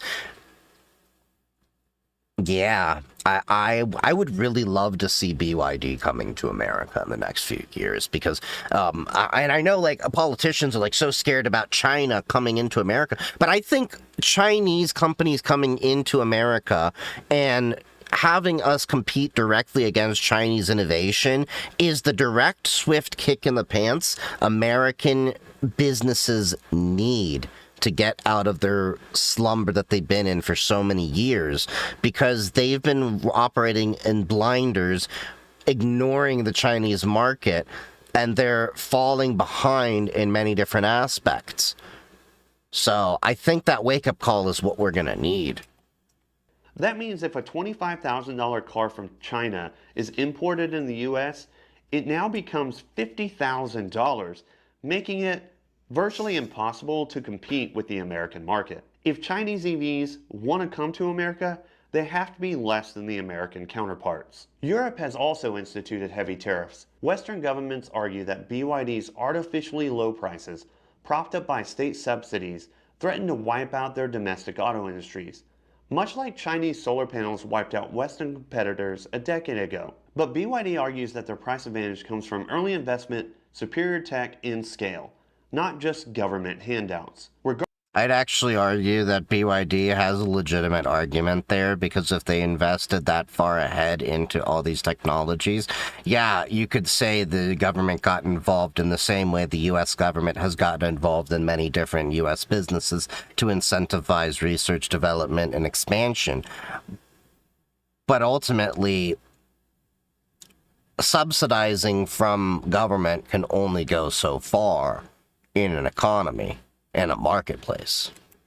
Regardless, the geopolitical walls are closing in, turning the EV market into a fractured regional war. As we look into the future, the war between Tesla and BYD is far from over. It's merely just entered a whole new phase. Tesla is heavily pivoting towards artificial intelligence, autonomous driving, and robotics. Elon Musk believes that the future of Tesla isn't just making cars, but making fleets of self-driving robo-taxis. BYD, however, remains laser-focused on manufacturing dominance. They're churning out better, cheaper, and more advanced cars faster than anyone else on the planet, slowly conquering the global South, Europe, and Australia. Is China winning the EV war against America? In terms of manufacturing scale, I'd say so. Batteries technology, and supply chain dominance, the answer right now is yes. BYD played the long game, starting with a humble battery and ending with a global empire. Tesla proved to the world that people wanted electric cars, but BYD is proving that they're the ones who can actually afford to build them for everyone. The question now isn't whether BYD can catch Tesla. The question is whether Western automakers and Western governments can do anything to stop BYD from driving away with the future of the automotive industry.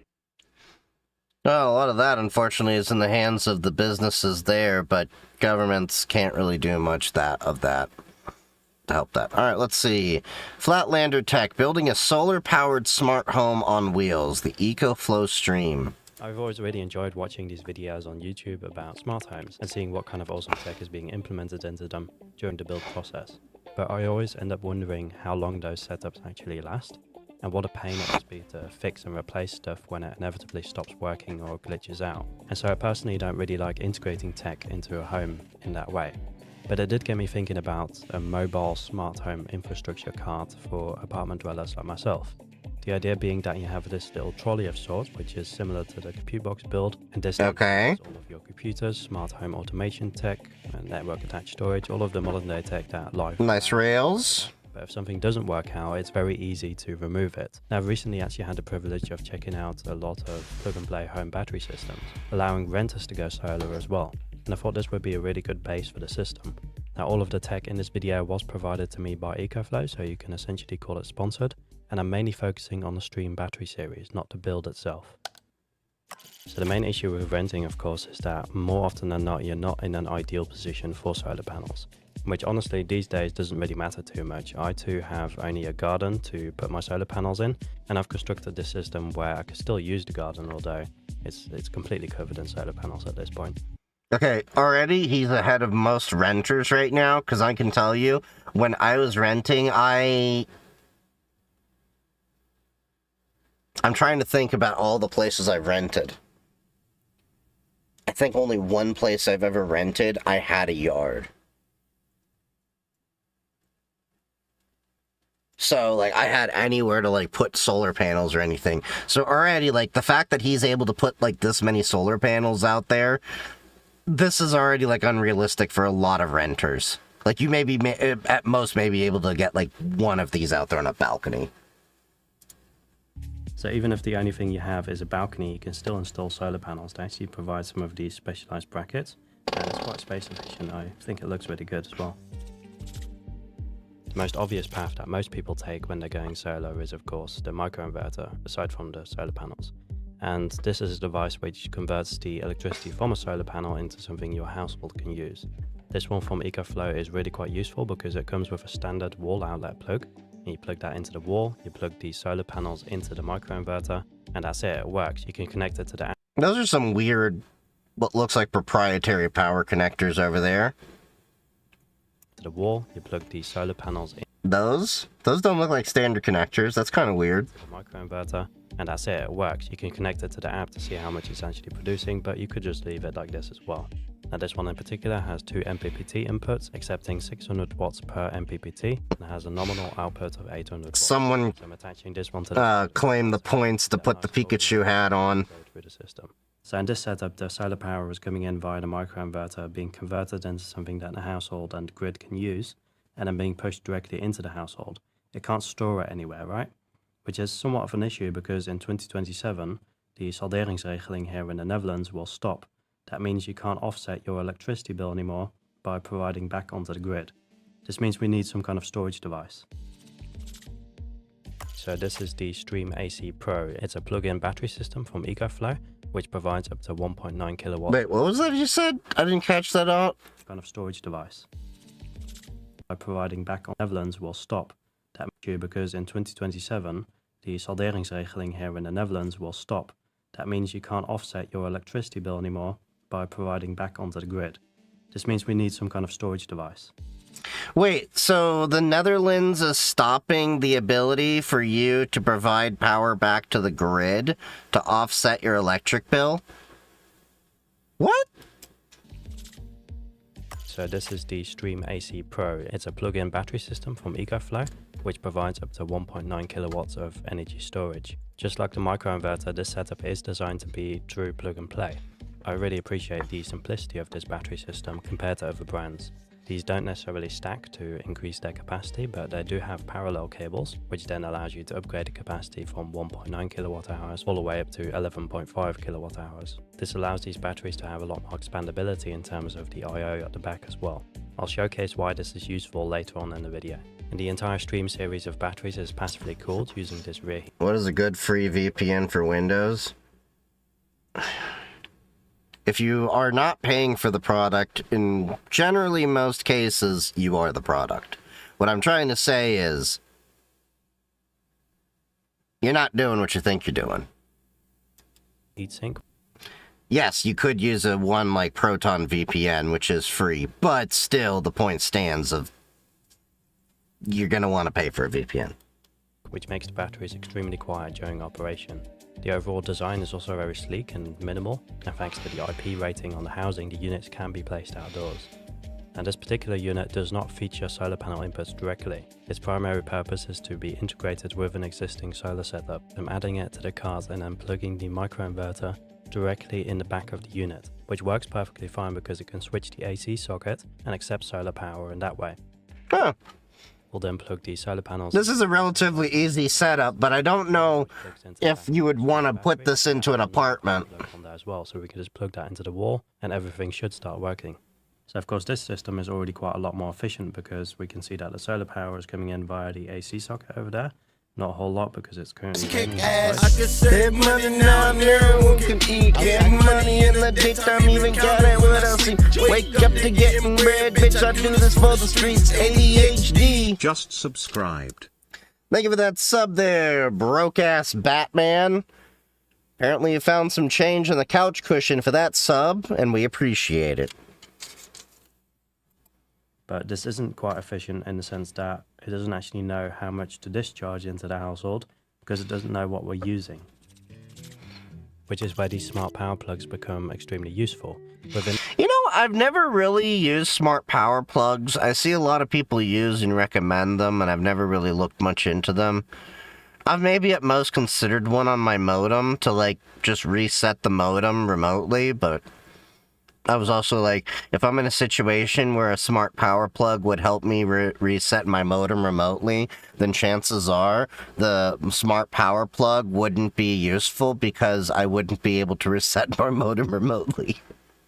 In this ecosystem, they are far more than just remote on-off switches. They actually measure the power consumption of devices connected to them and then send that data back to the system, allowing it to determine how much power should be pushed into the household.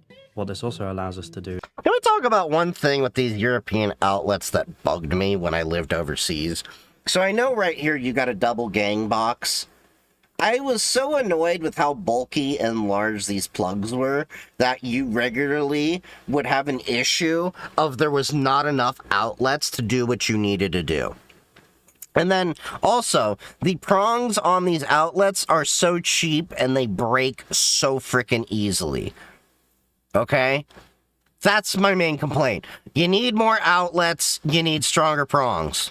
...is create extremely smart automation. So we can hit new automation here, add a condition. So, for example... Will this work in your apartment? I don't think it'll work in your apartment. As I said earlier, I think this setup is a little bit unrealistic for a lot of people in different apartment setups, just by the mere amount of solar panels you put up. Device status, stream AC Pro. If the battery level is higher than 90%, then we can add an action over here, turn on the smart power plug. These automations also allow you to control the AC sockets at the back of the unit. So in this case, I'm setting it up to charge the e-bike as soon as the battery level hits 90%. If you haven't seen my e-bike build video yet, then definitely check that one out as well. And if you liked the video so far, leave a like, leave a comment, and definitely consider subscribing to the channel. So I really appreciate these smart power plugs because they offer you some real-time insight into what devices are actually consuming. So you can see the current power draw is 17 watts. And you will be able to see data in terms of, you know, in days and weeks and months, how much the power plug is actually consumed. But it doesn't offer you real-time insight into how much the entire household is consuming, unless you buy an absolute ton of these, which I don't recommend because there's a far smarter device for that. Yeah, and we talked about, what was it, for smart meters and all that. It gets kind of expensive. And this brings me to my favorite device of the bunch. This is the P1 smart meter. Smart meters actually come in a lot of different forms. I like the P1 variant the most because it has a very simple integration. If you have a meter box that supports a P1 smart meter, you just plug it in via that little Ethernet looking port at the bottom over there, and then you get real-time insight into what your household is consuming on each phase. And this will also... Okay, again, this is very, very, niche to his area, because I can tell you, having... friends that have worked in critical infrastructure and being a radio guy that deals with like LoRa and stuff where we're dealing with smart meters and everything. These meters are gonna be very different from provider to provider. Okay? So like I have never seen this box that he has over there. And I've seen a couple dozen designs. Okay? So I don't even think this a specific approach he has will work for at least many of us in the USA. But I am curious myself, because I've been looking at a way to monitor electric usage and everything like that, but yeah. also communicate with EcoFlow's home energy management system, which then allows the battery system to compensate for the consumption in the household. Setting this up was a little bit more involved, so you have to go into the energy delivery strategy and then select the P1 smart meter as the main device to pull all of the data from. You can then see that it's compensating really quite well for household consumption, and even when you turn on your appliances, it will try to keep that at 0. And this dongle also allows the entire HUMS to function properly, so the home energy management system. We get this cool little dashboard which indicates where the electricity is actually coming from. Now if you have a dynamic... Now you would need something like that ideally in a full home setup like I want to do in my next house in a couple of years. Because when you are attached to the grid and you have solar, you still want to know how much power is coming in versus going out so you can optimize your battery life of your batteries. Because the battery storage, from my understanding, is the biggest issue of all of these systems, no matter what system you go with. Dynamic electricity plan, you can also link this up to your electricity provider, and then it will start charging the batteries when the prices are lower and discharging the batteries when the prices are higher. Yeah, that too. So far I've shown you quite a realistic path to how most people go solar, but all of the stuff that's on this card right now can also be purchased as a single device. So this is the EcoFlow Stream Ultra, and it essentially looks exactly the same as the previous Stream that we just unboxed. These devices come in various different configurations to suit your needs. This particular variant came with an additional box inside the packaging, which includes all of the cables that you need to get the system up and running. Most other manufacturers don't do this, but this is really nice from EcoFlow. Oh, that's nice. There's a big difference on these units until you actually turn this one around and you see that there's a bunch of MPPT inputs at the back over here. These support up to 2000 watts of solar input. Other than this though, it seems to be exactly the same as the other unit.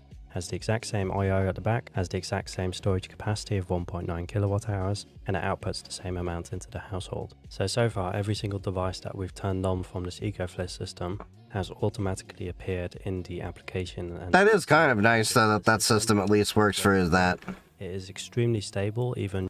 What is not nice is that he doesn't have a password on his iPhone. During the update process, if I let my phone go into the sleep mode, it continues doing its thing, which somehow sounds very logical and sounds like every single device should be doing this, but I have actually tried home battery systems from other brands and none of them were this stable. As for the cart system, I actually designed this to be upgradable, not just for battery systems, but we can copy the base layer, put it up there, and put potentially different stuff up there as well.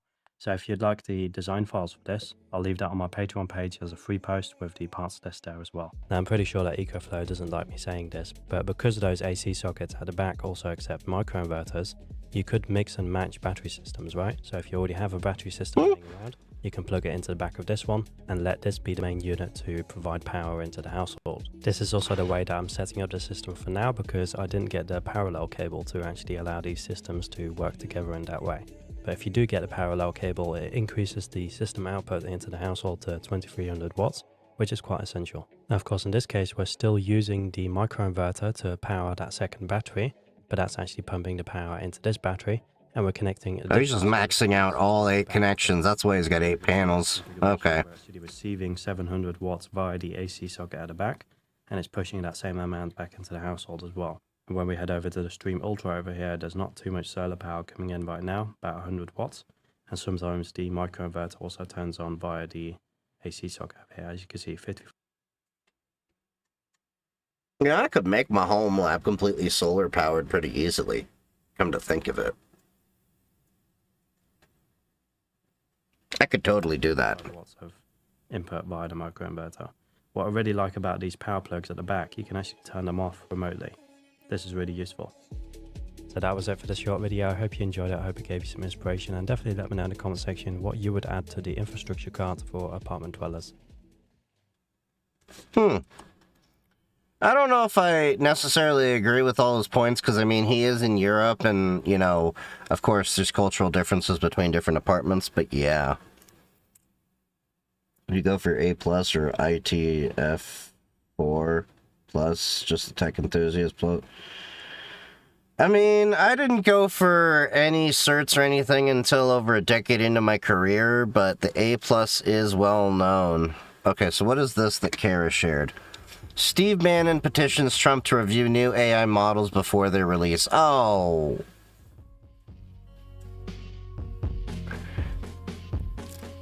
I don't know if... let me put it this way.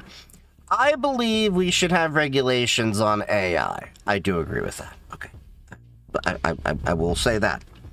I don't know if I necessarily agree with the president being able to do that. I would say I'm okay with something like there being a governing body over at the National Institute for Standards and Technology. NIST. Because guess what? Guess what? Alright? This is going to surprise all of you. But would it surprise you to learn the United States already has a fucking agency to do this shit? The National Institute of Standards and Technology. This is literally what they're for. This is the same administration that campaigned on talking about fraud, waste, and abuse. They sick Doge, the Department of Governmental Inefficiency, and boy, were they efficient at slashing things that made so much sense, like all the companies that were going after Elon Musk. And he's over here saying, well, we should, have something oversee the new technology coming out. And I don't know, maybe the agency that's been kind of overseeing a lot of the technology should maybe oversee that stuff. I'm just saying. The president doesn't necessarily need to be involved in this, but just let them be involved, okay? This is already the agency that we in cybersecurity look to, okay? When we are doing our things, we're holding in the United States to NIST standards, okay? When we're doing our jobs, it's NIST, it's ISO, it's SOC. Those are like three of the big ones. Of course, you got like Sarbanes-Oxley and, things like that. Yes, okay, I get that. But the big ones are NIST, SOC, ISO. Of course, you got like HIPAA and high-tech and all those other ones, okay? We know that. FedRAMP and things like that. But nonetheless, this is why cybersecurity people don't have hair.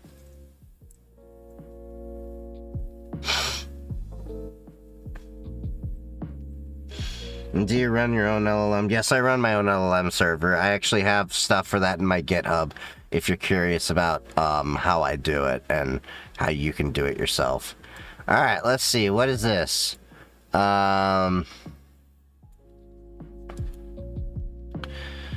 worst leak that I've witnessed. U.S. Cybersecurity Agency leaves its digital keys out in public on Git. Oh, for fuck's sake! We have literal children running our government.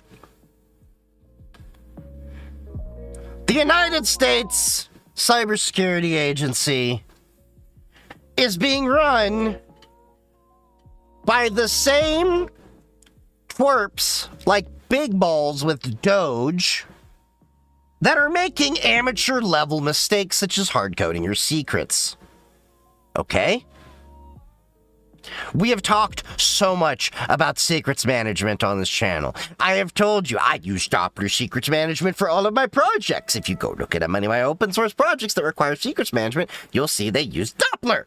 I even talk about AWS secrets management, HashiCorp Secrets Vault. There's Azure key management, and other things. But this, there's no excuse for this. Like, I don't care if this is your first day working in cybersecurity or IT, there's no excuse. You should have never been doing this. I'm sorry, you are going to get punished. You will get reprimanded. You do not pass go. You do not collect $200. You really suck. Okay? This is ridiculous, okay? Oh, God.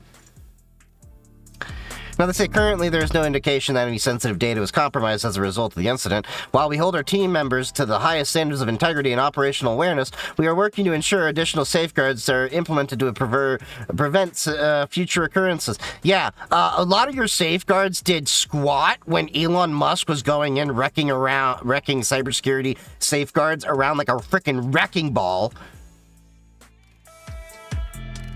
Let me tell you this.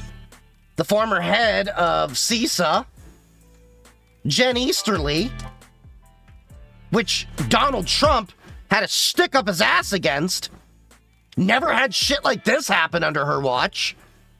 The same Jen Easterly that the Trump administration had such a petty issue against that when RSA announced that she was the new CEO or whatever executive position they gave her, they decided, oh, they're no longer going to enjoy the conference 2 to 3 weeks before they were supposed to be there. Like, people were already showing up in town. Like, there is no excuse for this. There is no excuse for this. Like, I don't care if they say the blast radius is small and nothing's been compromised. This is something that should never have happened. How do you not have your CI/CD set up to be able to catch something like this? This is something that's built into a lot of free softwares out there for DevOps, DevSecOps before you deploy your code. I have it in there. Good God. Another reason why cybersecurity people barely have any hair. Okay. When vibe coders infiltrate the system. Trump mobile website literally leaked customer data to... Oh, for freak's sake. Alright, let's see. What's this TikTok over here that Jessica shared? It's 2026. Your phone should not track you. What's this?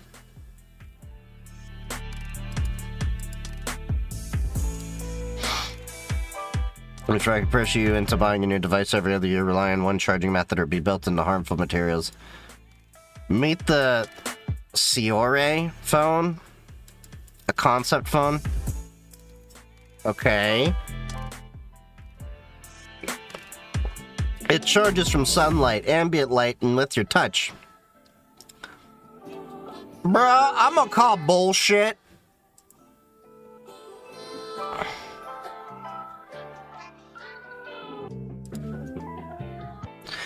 I'm gonna call bullshit on this. This phone is not gonna do as well as they think it is.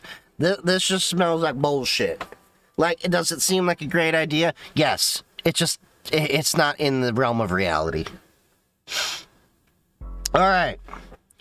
Now, we got Voidzilla over here. Trump Mobile is leaking customer info. Kara shared this yesterday.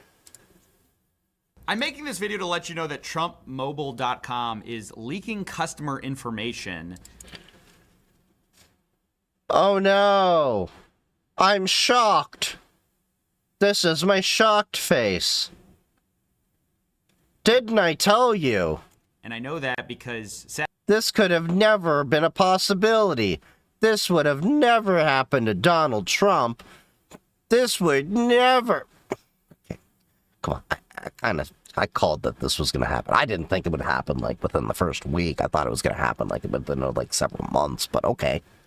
Sadly, I am one of those customers whose mailing address, email address, everything short of credit card number is being leaked via a security exploit that I'm not going to go into too much detail to explain, but it's not complicated.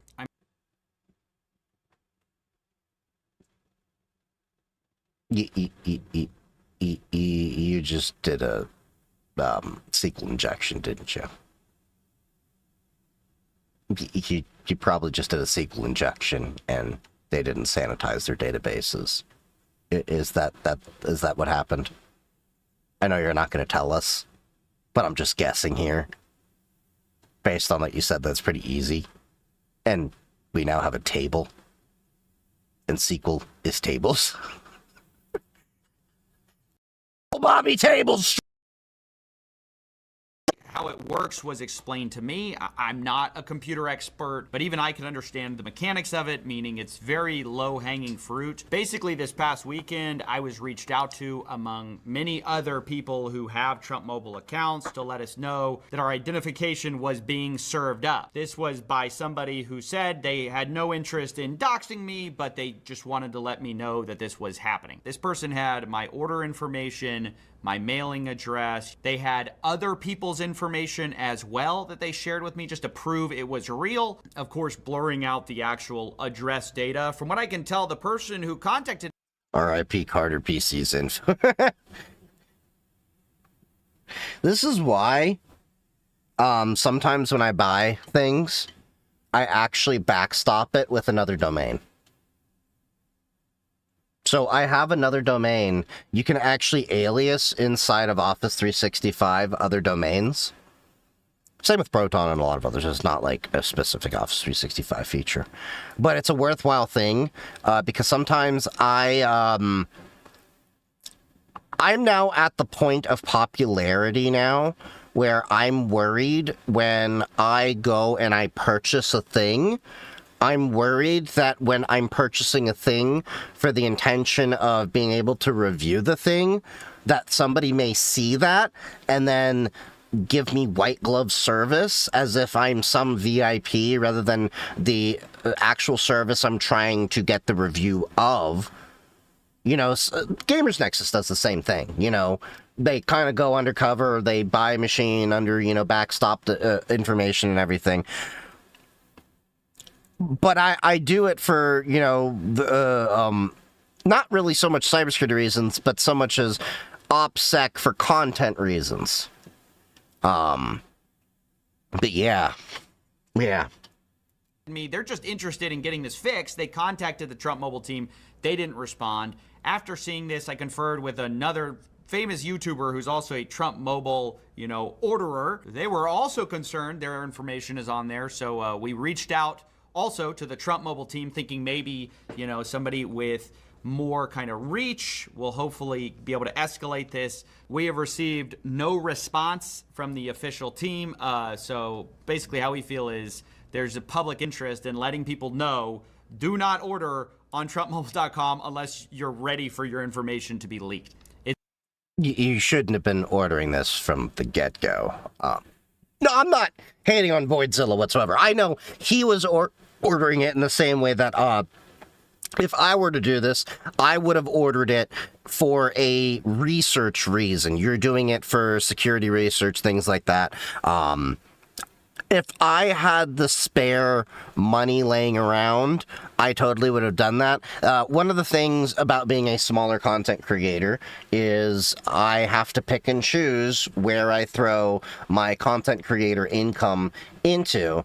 And unfortunately, that means that I don't get to cover a lot of things. And the Trump phone was one of those things that I looked at where I had the money at the time to expense on it, but I was also like, there's a very good chance this is snake oil, and I don't want to spend my money for that the community has graciously helped me earn on snake oil, and I want to put it on things that I know actually can educate the community on. So I remember I bought, what was that? I think that was some of the hardware we bought for the home lab. I can't remember which one.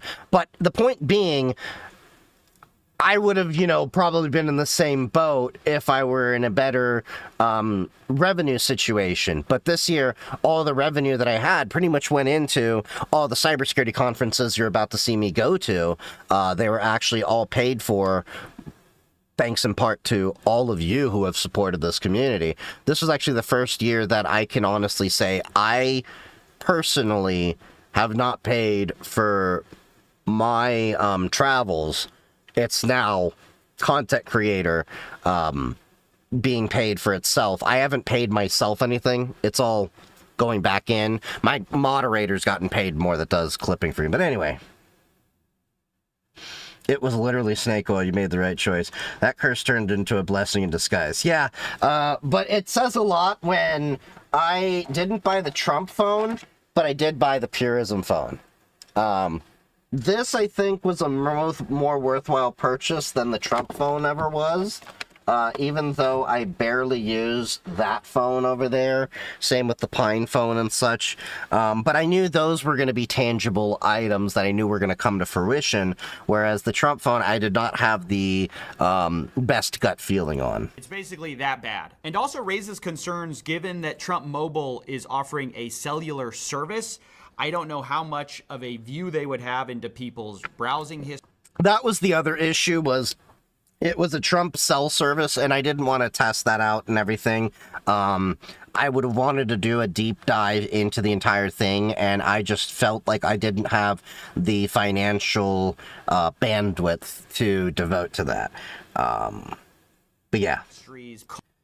I've been buying Trump stuff and reselling it. MAGA people buy a lot of merch for some reason. Yeah, I can actually see that. There's been a few funny things that my friends and I have done to make money off of MAGA. What's your opinion on browsers like Brave, DuckDuckGo, etc., if I may ask? I mean, there's a bunch of them out there. Generally, I use Florp for my primary everyday browser, and then I use Brave if I need a Chromium-based browser if I'm not using Chromium. Florp is based on Firefox. I never bought political merch. I buy some political stuff, but, like, maybe it's, like, signs of the candidates I'm supporting that year. Maybe I'll buy some t-shirts, especially of, like, lesser-known candidates. Call history, location data, but I would assume they keep some of that data, and if that is the case, I'd be very concerned given how much, or should I say, how little protection they give to your basic customer information, which should be obviously, like, under... Also, hold up. Did he say that... $47.45 a month? $47.45 a month for a cell phone plan. Bruh, my Mint Mobile that I have for my TikTok phone is $15 a month. This is approaching the cost of my Google Fi plan.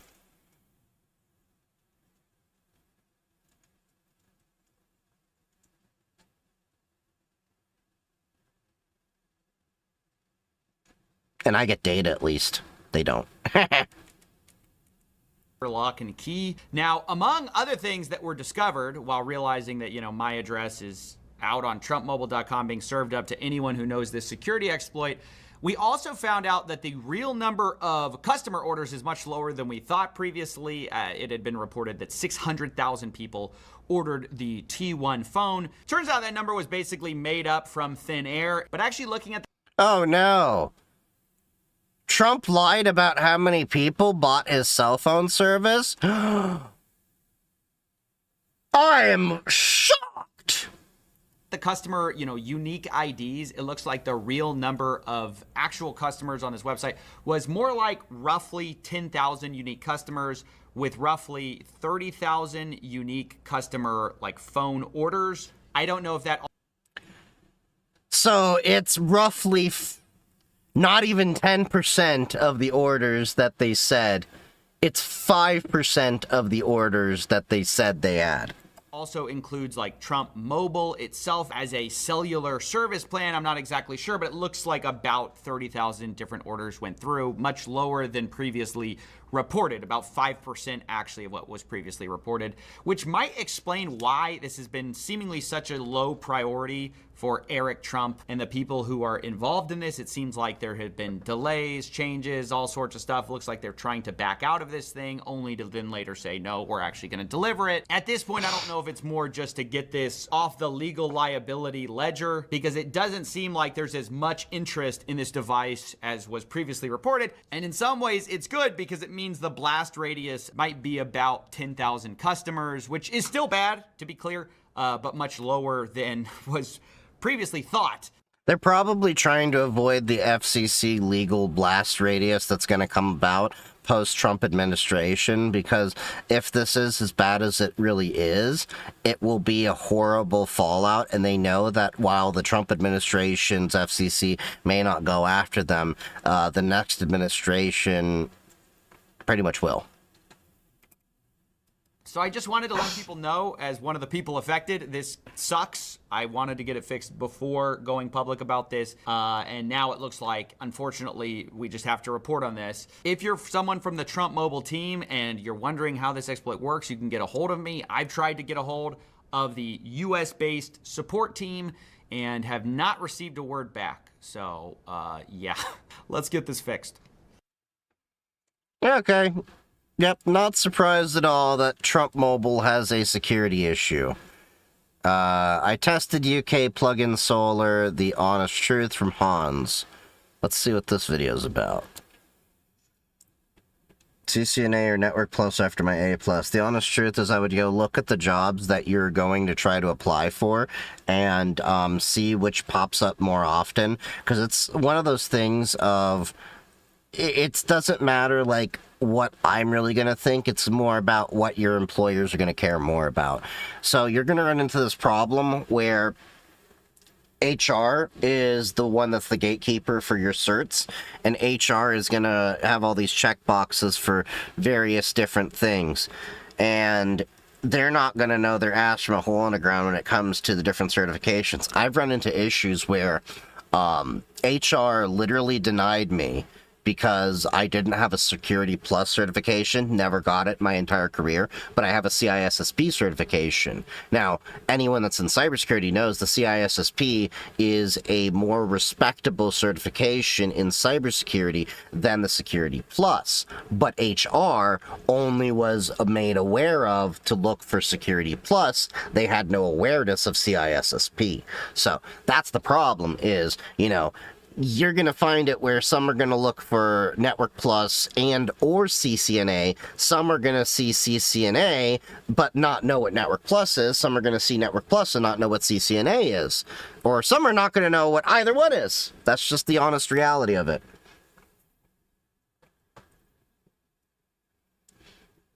Other countries are probably laughing at America right now. Probably, definitely. I've traveled outside the USA. Not always laughing, maybe looking sad for us. Some people who work in HR, it gives them a big ego. Oh, yeah. And here's the funny part. A lot of HR is one of the most replaceable with AI jobs. How do they have people in HR who don't even know the ins and outs of... Well, because HR's job is to protect the company, not to protect you. Today we're testing plug-in solar. The easiest way to get started, or possibly the easiest way to burn your house down. Have you noticed lots of rich people are stocking up on dry goods? Do they know something we don't? I mean, I've always been one of those people that's kind of stocked up on dry goods in general. That's one of the cultural things just in my family. We've done, like, I always get bags of tons of rice, and not tons of rice, but like I get like 30, 40, 50 pound bags of rice and other dry goods and things like that. And I go to Costco and I stock up, and I tend to buy supplies in at minimum 2 weeks at a time.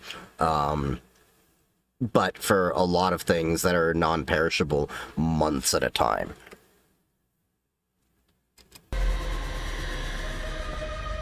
So this is a micro inverter that I bought, and bar the solar panels, this is kind of the unsung... This is the second video we're seeing with the same exact damn thing. Okay. ...hero of this whole operation, and we'll talk more about this in a little while. So far in my solar setup, I've 59 unread DMs. Where you see that? been using a couple of panels on the roof to keep these batteries here topped up.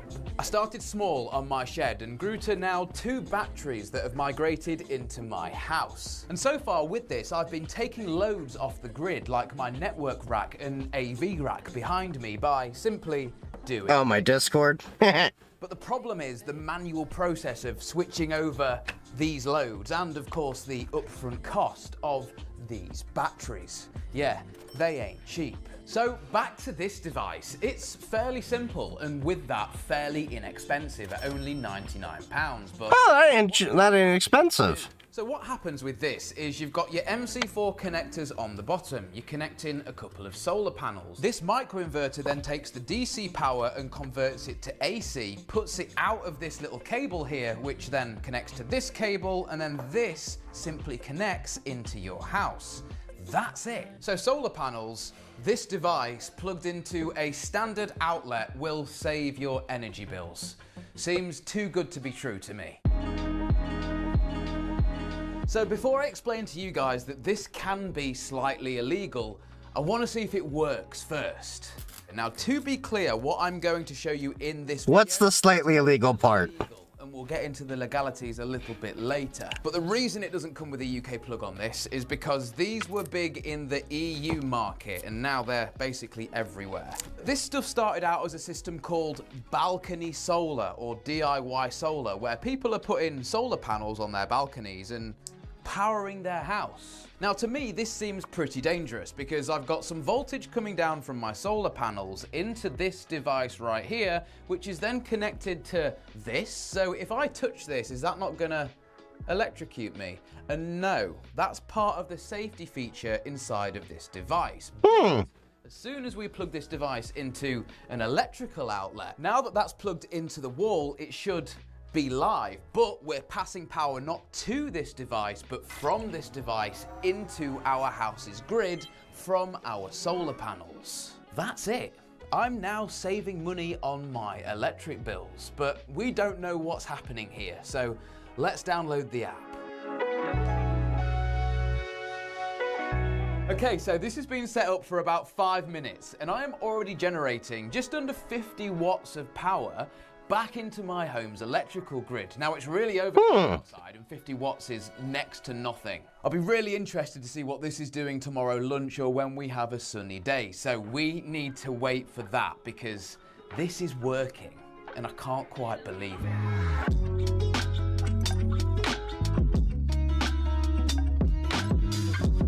This is kind of interesting. I'm kind of curious about, like, so the last video had it hooked up to the batteries and just kind of having it as a standalone system. This one has it plugged into the house, and now I'm curious about, because remember, my background originally was I did apprentices as an electrician, so I'm like sitting here like, how is this going to work? How is the loading on the wire going to, you know, work out into this and everything? And could this actually make sense in my house right now to at least offset some of the power? Because if I can even do a generation of, like, let's say, a few hundred watts, that would be a huge savings.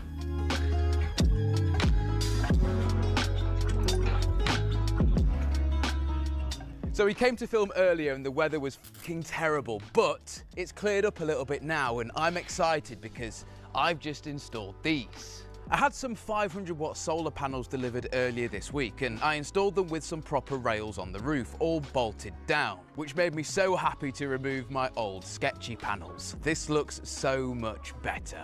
And so far this has cost about £450, including the mounting hardware. Oh, and yeah, almost my £450, including the panels. My life. This goes without saying, don't try this at home. Now, this has been that successful over the last week, I've ordered a second inverter to collect more sunlight and to explain to you guys why all of this can be slightly dangerous if not done correctly.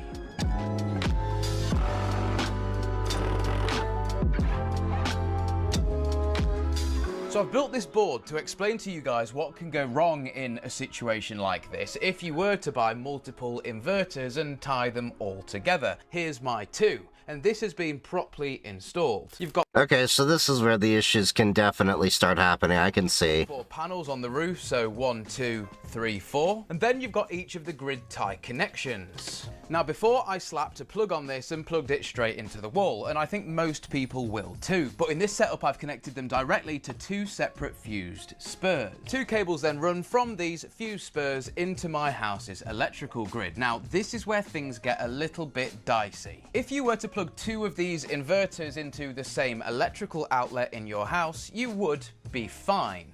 Both the cables in your wall and the receptacles on the wall could accept 2 microinverters. Should you? Probably not a good idea. God forbid you were to plug 2 of these into an extension cable. Again, I could see...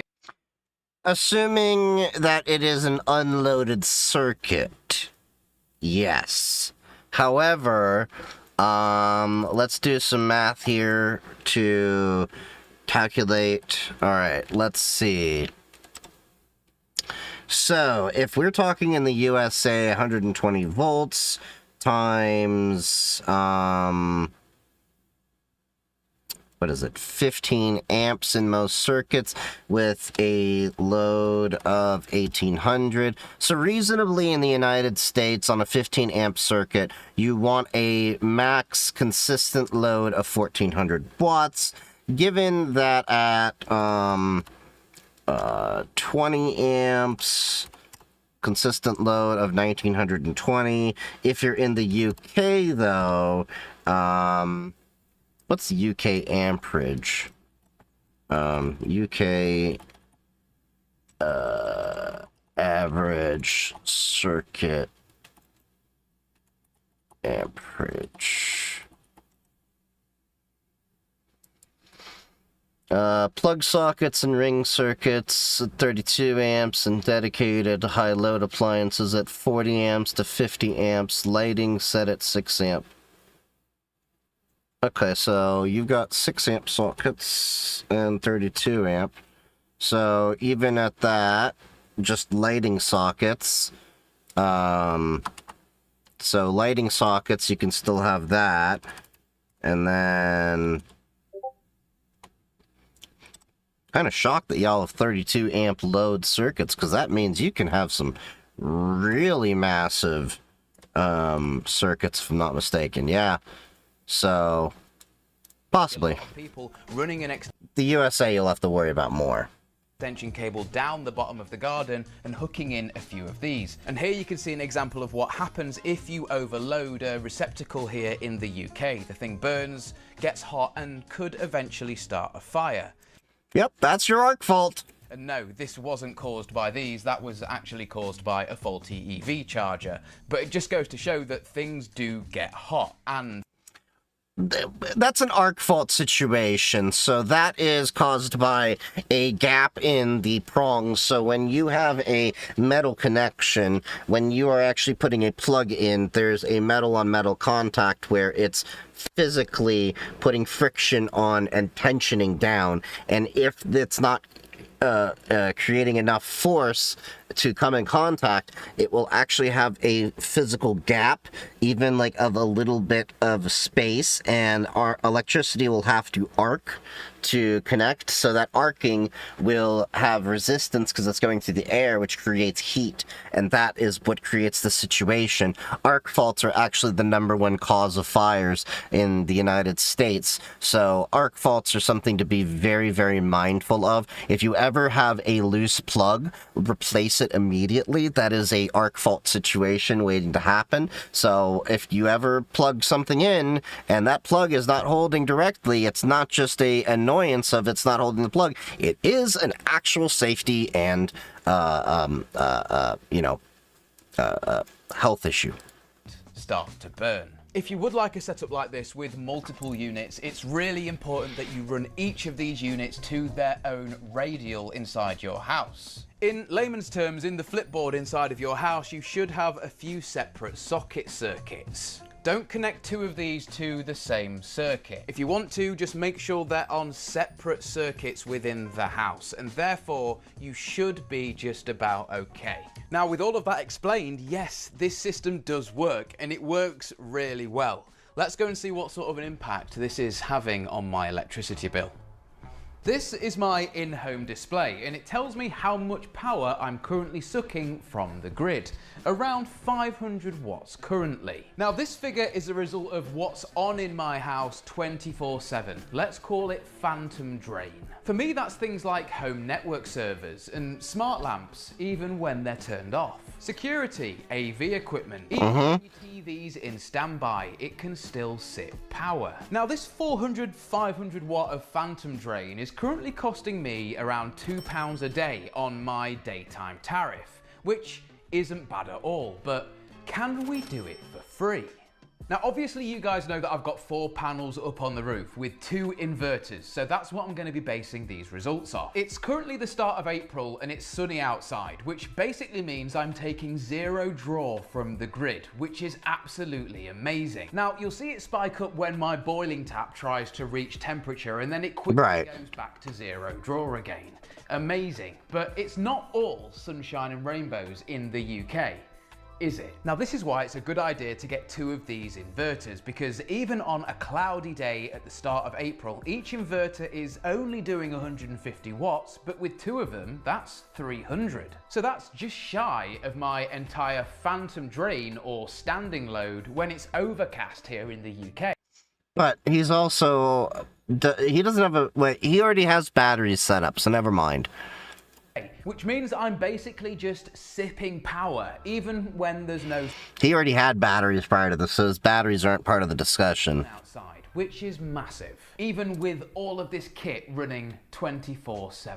So in a nutshell, what's it been like to live with, and more importantly, should you get one as a smart investment for your house and energy bills? Now my honest take on all of this stuff is that it is kind of incredible. I've done a few more of these balcony solar installs since I've put this one on my roof, and so far everybody is super impressed. Now it's still early days as far as summertime is concerned here and around the world, so it will be dead interesting to see how these panels get on in the height of summer, but so far in spring, yeah, I'm impressed. What's up, Bengali? Thinking about doing this yourself, please just bear in mind a little bit of common sense. You're messing around here with 240 volt live electricals. You don't want to run a few of these units through extension 120 in the USA. cables and end up burning your house down, because that legitimately could happen if this stuff isn't You have an expert review tomorrow. First year in CS. Tips: don't eat the yellow snow. Expert review and what? dealt with in the right way. As long as you take the correct precautions, you can do this safe and save money on your energy bills. Anyway guys, my name's been Alex, this has been TechFlow, and we need to thank today's video sponsor, Squarespace.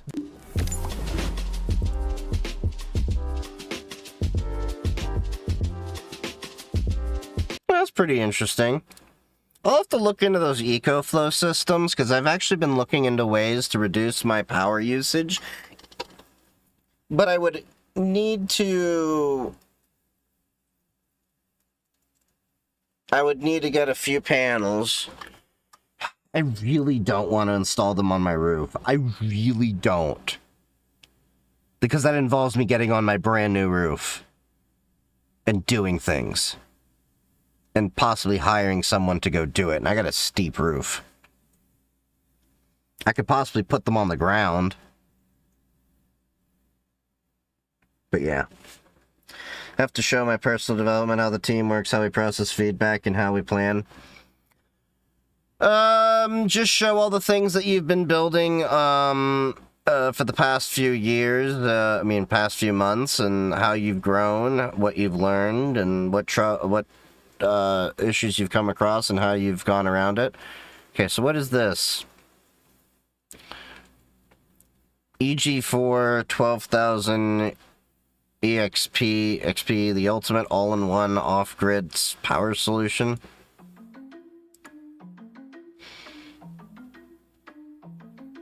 The EG4 12,000 XP is a slim, powerful off-grid inverter. It'd be cool if someone developed solar-powered blinds so it could be inside. I agree with that. I did remember somebody made solar-powered windows. There was a way that windows could actually be used to power, generate electricity. I would love to have that. I really think we need to move into a world where we can start talking about every single house being a net energy provider and being carbon,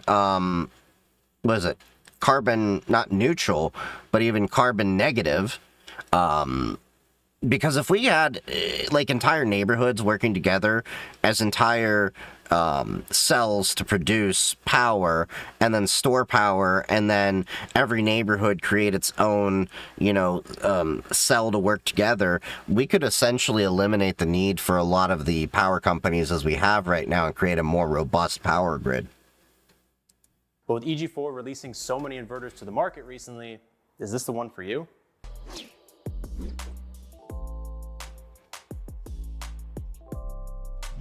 So welcome back to the lab where our opinions cannot be bought. This 12,000 XP right here is the big brother to EG4's 6,000 XP and was actually released right at the end of 2024, which means it's one of the many inverters that EG4 has recently released. But the price point that this one is at, if you only need an off-grid inverter, this thing might be a great option. But as always, if you guys get sick of hearing me talk at any point, there is links to this thing down below, as well as any coupon codes that we can squeeze out of EG4. We also have links to this month's giveaway. And while you're down there, if you haven't already subscribed, make sure you do so. But like that phrase where opinions can't be bought. I'm basically in that field where my opinions can't be bought. Now, if you happen to agree with my opinion, you can definitely sponsor that opinion. That's one of the things when I deal with a lot of sponsors and review content and stuff, when I get paid for the stuff, I tell them straight up, you get no control over how I say or do things. We're going to hit you guys with a super quick spec teardown in case you're not already familiar with 12,000 XP. So first up, this thing fails the tiny baby lift test. It only weighs 105 pounds, but he's too vertically challenged to pick it up. Thankfully, health and safety is a little bit less challenged and he's able to manage this thing and move it around. It's a 48 volt split phase inverter, which means it can output 120 or 240 volts. It's strictly an off-grid inverter, which means it does accept AC power. You can put grid power into this to charge your batteries, but it doesn't support selling that power from your solar panels back to the grid. This inverter, the name on it is probably one of the most logical ones EG4 has. It has a 12,000 watt solar input. It has a 12,000 watt AC input with a 100 amp AC bypass, and it also has a 12,000 watt output.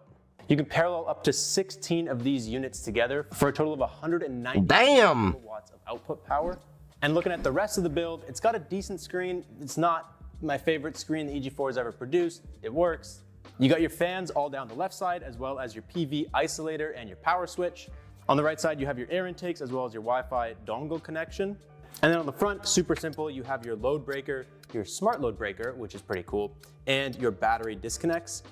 And taking a look behind the panel in true EG4 fashion, everything back here is super simple to understand and logically laid out. You have your battery breaker as well as your battery positive and negative connections. You have all your dry disconnects and your communications. This unit does have a generator connection as well, which is pretty cool. So if you're in an off-grid situation and you don't have any sun, you want to charge your batteries up, you can run a generator directly into this unit. And all the terminals for all Will it kick the generator on? Grid input. They're all nice, solid Allen key fasteners. They're easy to use. You're not going to strip anything. Everything in here works and makes sense, except the RSD wiring, which we will get to. This unit, oh god, other new releases, is not NEMA 4X weather rated. This guy only has an IP20 weather rating, meaning it's meant to be kept indoors. And right now, you can get this unit for $2,449 with our discount code, which makes this the cheapest inverter that EG4 has released yet this year.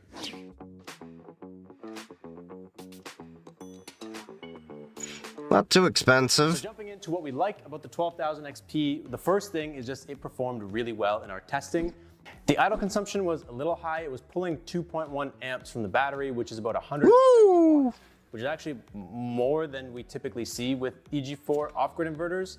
But everything else in the testing performed really, really well. It can run 12,000 watts all day as long as you balance your loads correctly. That was something that we struggled with a lot, but once we got our loads balanced, it runs no problem. It can start our big 240 volt compressor, no problem.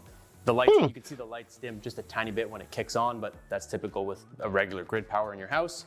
And this thing, like a lot of other EG4 stuff, is actually really powerful. Like this will start that compressor, which surges at 200 amps or 10,000 watts. It'll start that compressor while it's running at 10,800 watt load already. That's actually very good, because like this is one of the things like a lot of people don't consider when they do off-the-grid living and they're doing planning for a lot of this. They'll do planning for like the actual like living side of their electrical needs, but not for the, oh, what if we actually need to run heavy machinery kind of thing. And they overlook, like, even loads of, like, say, a vacuum. Vacuums draw a lot of amperage. Hair dryers, same thing. So the same thing goes with like compressors and a lot of that. So you have to build those into your calculations and at least have a buffer. That's why generally, like for the things that I'm trying to plan out for my future needs, I'm trying to plan with like at least a 20% buffer, but preferably around a 30% buffer. Which is crazy. Like once the compressor kicks on, it can't even keep it running. It dies after 30 seconds because it's over the 12,000 watt output. The fact that you can start it though means if you have a pretty big air conditioner, you're probably not going to have much of a problem getting that thing going. Another thing that we really like is the smart load capability on the 12,000 XP. It was a little bit frustrating to set up. We had to call support a couple times just because I don't think we fully understand what we were trying to get it to do, because it has two functions. So the first one is a smart load. It'll shed a load. You can set it so that if the battery gets to a certain percentage and you have your smart load hooked up to your... I gotta consider solar. The thought never crossed my mind until today.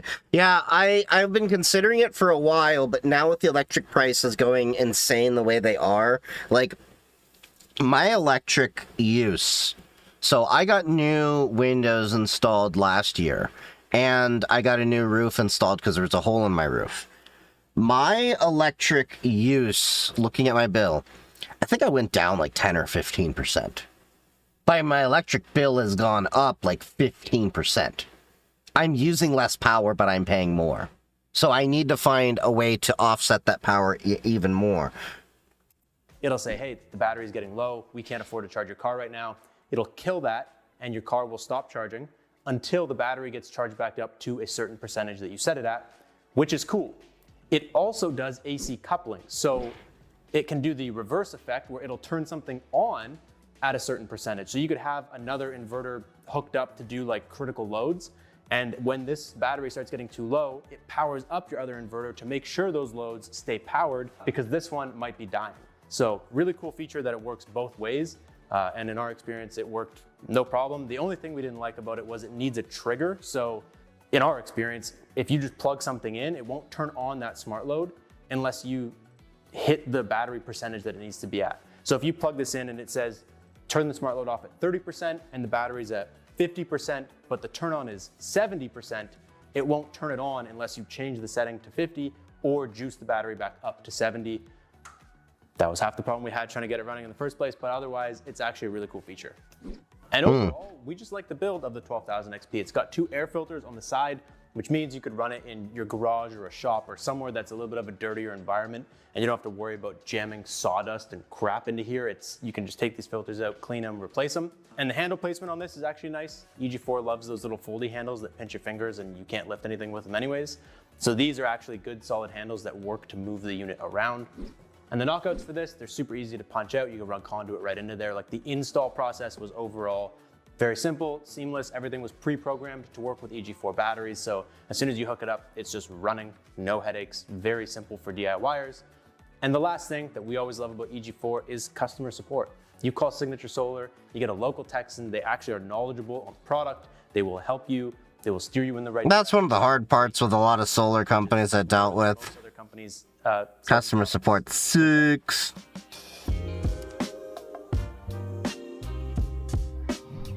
There is a few things that we don't love about this inverter though. And the first one is there is rapid shutdown functionality. Technically it's not required because it's not an on-grid inverter. So there's no button on the unit. But if you have an existing button like we do right here on the wall, it probably won't work with this inverter. And I don't love that. So the reason is, most of the time, these buttons, there's a little jumper wire that comes in the inverter. Isn't that like 105 pounds? You really want to just be like throwing that around? Connection. This inverter slides a little bit too far off the table. So you actually make a connection to kill the inverter. You have to get a different button. What I'm trying to say is if you already had the button, you already had an existing system, it's not going to work with that button 9 times out of 10. You're going to need a different system, which we just don't love. All the other EG4 inverters work with that button. I wish this one did too. It's also a little bit louder than some of the other inverters. Now, when it's running small loads, sure, it's fine. But you wouldn't want it in your living space. It is just absolutely Datalore_TV is now chilling in the lab. And the last thing. Thank you for the follow. Screen. It's not bad. It's a legible screen, which it gives more than a lot of companies can say. But it's just not our favorite. We've seen some of the screens that EG4 has on their Power Pro batteries, 18K FlexBoss units. This is not that. It feels a little bit different. Like, I've never felt an EG4 screen like this. It feels like it's just some off-brand screen in there. It works, it does the job. It's just not like a 10 out of 10. So at the end of the day, if you're looking for a nice, robust off-grid system, this is that. It's very powerful, it's very reliable, and it's super simple to set up. If you don't ever plan on selling power back to the grid, 10 out of 10, I would recommend. What was that, like, super zoom in onto the hand? Description below for this month's giveaway, as well as any coupon codes like we already mentioned. Otherwise, that is all we got for you guys today. I will catch you next time. Thank you so much for watching. Peace out and stay charged. Interesting inverter. A little bit big for my needs, at least for right now, but I mean, I'm looking at smaller systems. I at least want to see about if I can get the network rack solar-fied. If I can get that on solar, that alone would be a huge win, because then there would be a battery backup for the whole thing. Well, I mean, there is a UPS there, but I mean, there would be an even bigger backup for the whole system. But yeah, and then we'll be getting more into SDRs. We've got the ADSB exchanges, ADSB and UAT receivers here I picked up at Hamvention, as well as my regular SDR here, so we'll be doing some SDR work with that, building some plane spotting things. I'll probably get some content going on that. I still got to work on some other content. We got to work on the tracking for my dogs on Meshtastic. I'll be working on that. I got to take my dogs to the park in the near future. I got a few of the mini PCs. We'll be putting those to work. Yeah, there's quite a few projects that I need to get. I need to get back into the groove of different things. I have no idea what those are. What's an SDR? Software-defined radio. So basically, it's a radio that you can program to do just about any spectrum. So this one, I think, can do like 100 kilohertz to 2.4 gigahertz, 2.5 gigahertz, and then these two are designed to be filtered and optimized for 1090 and 978 megahertz for plane spotting. That's how you track planes. They all have a transponder using ADSB or UAT. If you're flying above, 13,000 feet, you must have a ADSB transponder. If below that, it must have at least UAT. So we're going to be building a system to track both of those.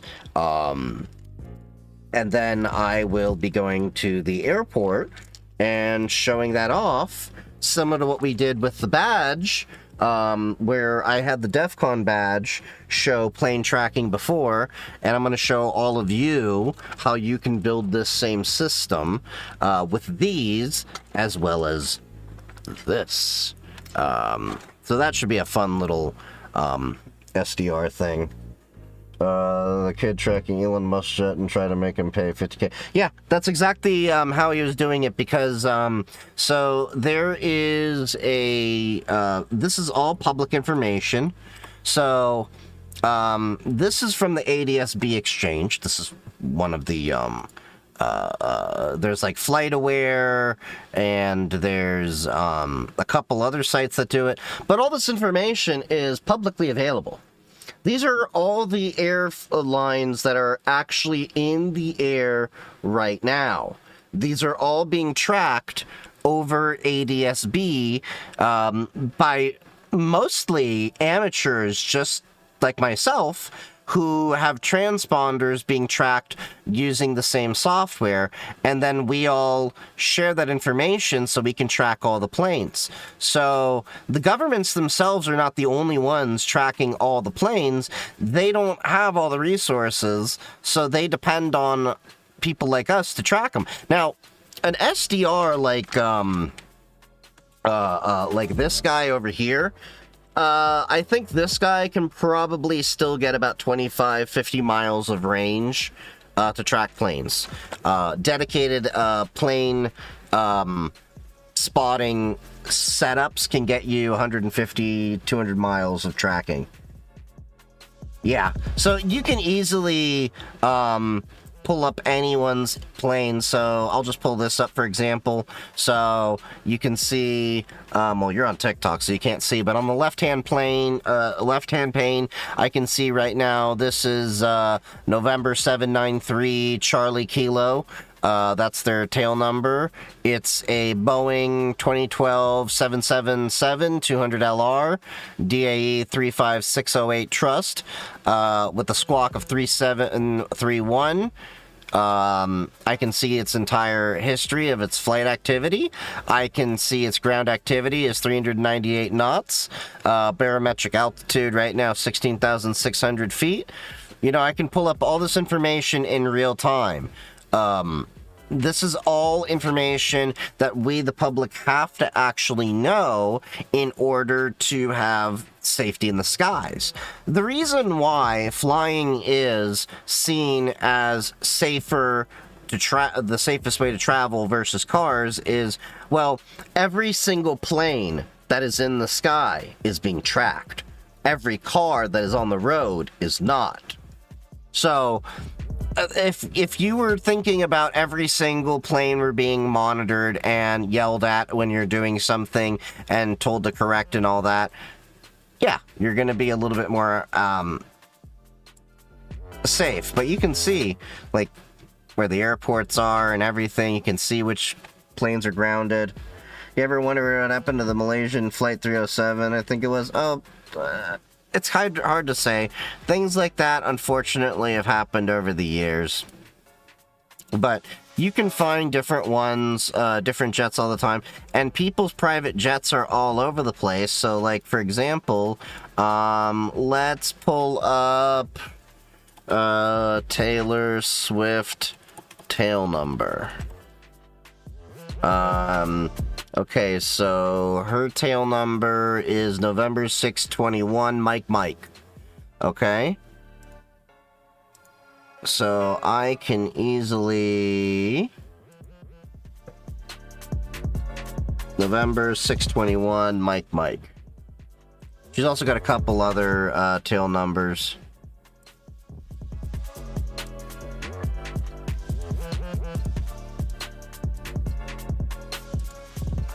Hold on, where is the search on here?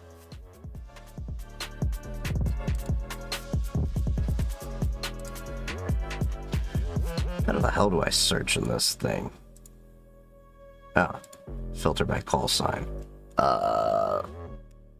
Wait, no. I see a...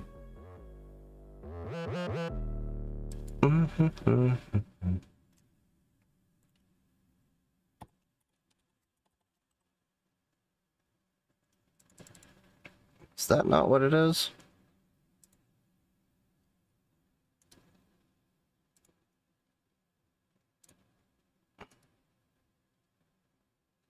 Oh, N888. Do Doug Ford if you can. He's the mayor of Toronto. Does he have his own? Also, does airplane mode really matter on a flight? Not exactly. So airplane mode more so is about preserving your battery life than anything. It used to cause issues with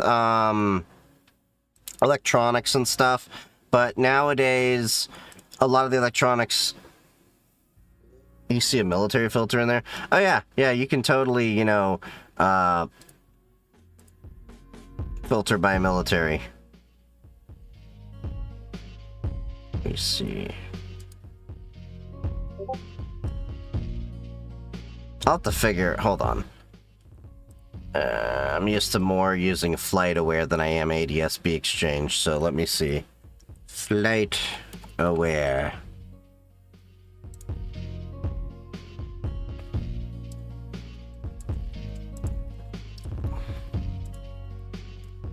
Okay, so FlightAware.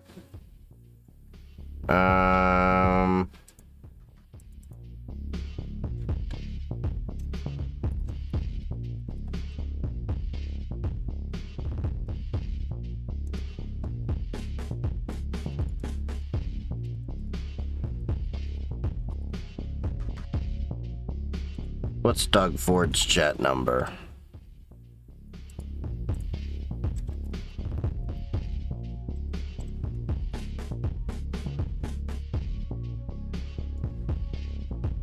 Was briefly purchased for... I don't know if he still has it. Okay, they sold it back to Bombardier, so they don't have it. So let's see. Elon Musk. N628 TS. Okay.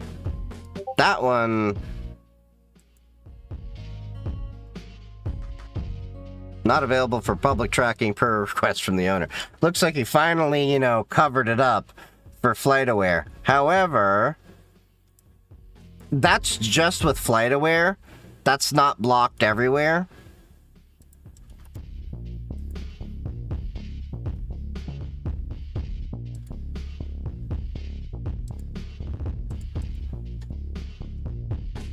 You could probably pick them up if you looked through all this. Looks like some operators can request their plans to remain private. They can request their plans, but you can't request your transponder to be completely private. So the way that this works is, a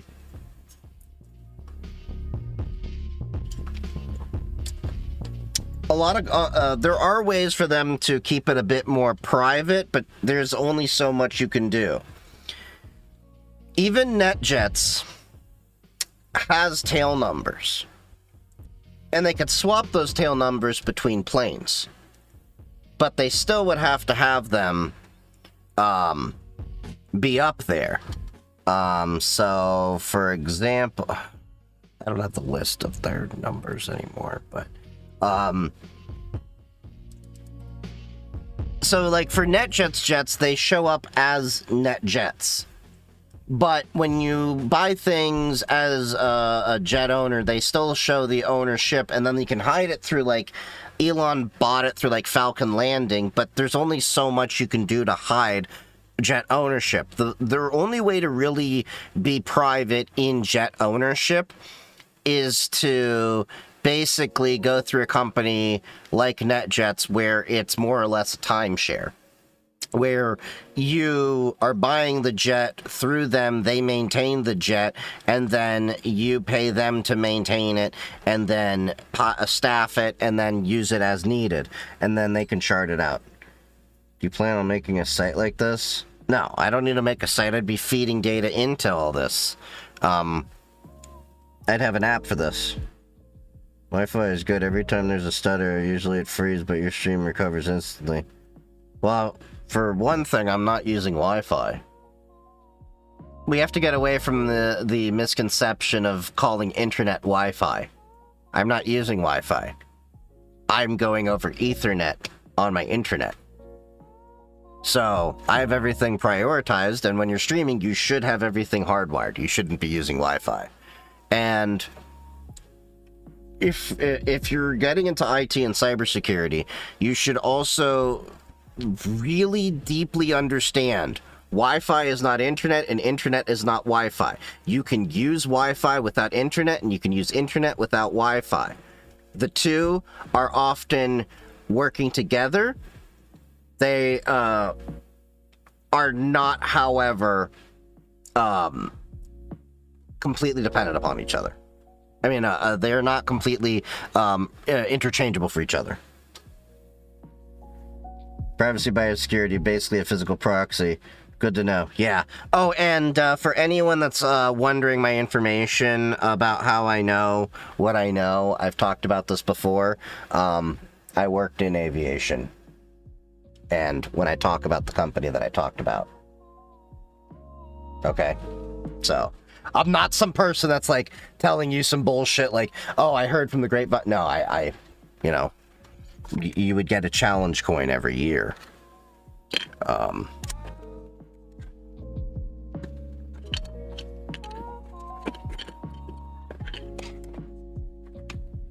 So, yeah. What I got? 3? Yeah, got 3. Didn't realize there were different things. I just thought that was a bit like different connection. Ethernet is a physical connection. That's all it is. Ethernet is a physical connection. Wireless Wi-Fi is just a wireless connection, but internet is internet. You can have an internet connection without Wi-Fi, like I said, and you can have Wi-Fi without internet connection. You can have what's also basically using Wi-Fi. You can have what's called an intranet, so it's only internal between like different sites. But yeah. So the reason why my stream is so great is my internet, even though I have 35 megabits of upload and I'm simulcast to 4 different platforms, my firewall has QoS, code L limiters, and tails and traffic shaping and all that optimized so that whenever an RTMP stream is detected on the streaming PC, it gets 90% of upload bandwidth no matter what. Every other computer is a second-class citizen when a stream is going on.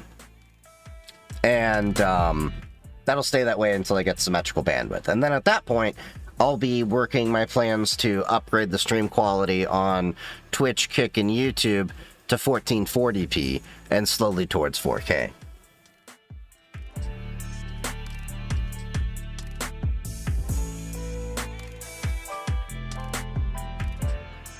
You pay for 3 gigabyte upload and download, but my hardware can only do 1. Well, yeah. Then you're basically just paying for 2 gigabits of unused data. So you'd essentially need to get at least a 5 gigabit connection physically to be able to fully utilize your 3 gigabit, in the same way that I'm future-proofing my 1 gigabit symmetrical connection, not just by using 1 gigabit throughout my entire network, which is pretty standard, but at the edge, I'm using 2.5 gigabit per second on the WAN side, and then internally, I'm planning on 10 gigabit per second internally. Did you do the dog tracker Actable versus Meshtastic? No, I have not. I have not even taken the dogs to the hike at that state park without cell phone reception. I probably will be doing that. I'll probably be taking them end of next week for that. And then I should have the video out maybe next month talking about Apple AirTag and Meshtastic. But yeah.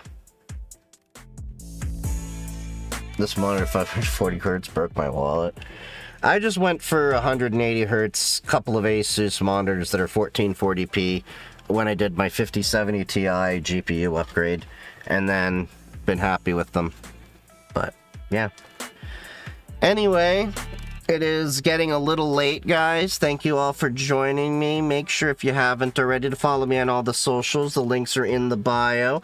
I am on Twitch, Kick, YouTube. YouTube is primarily where I make my videos nowadays.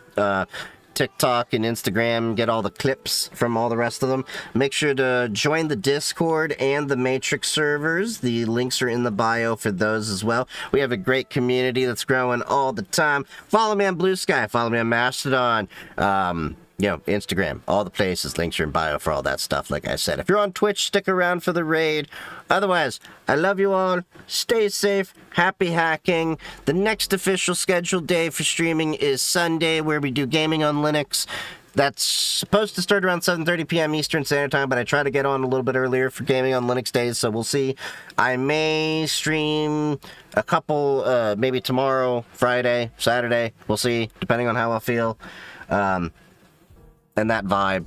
I also need to get back on making content. I just been trying to get back into the swing of things since injuring myself. But love you all. Stay safe. Happy hacking.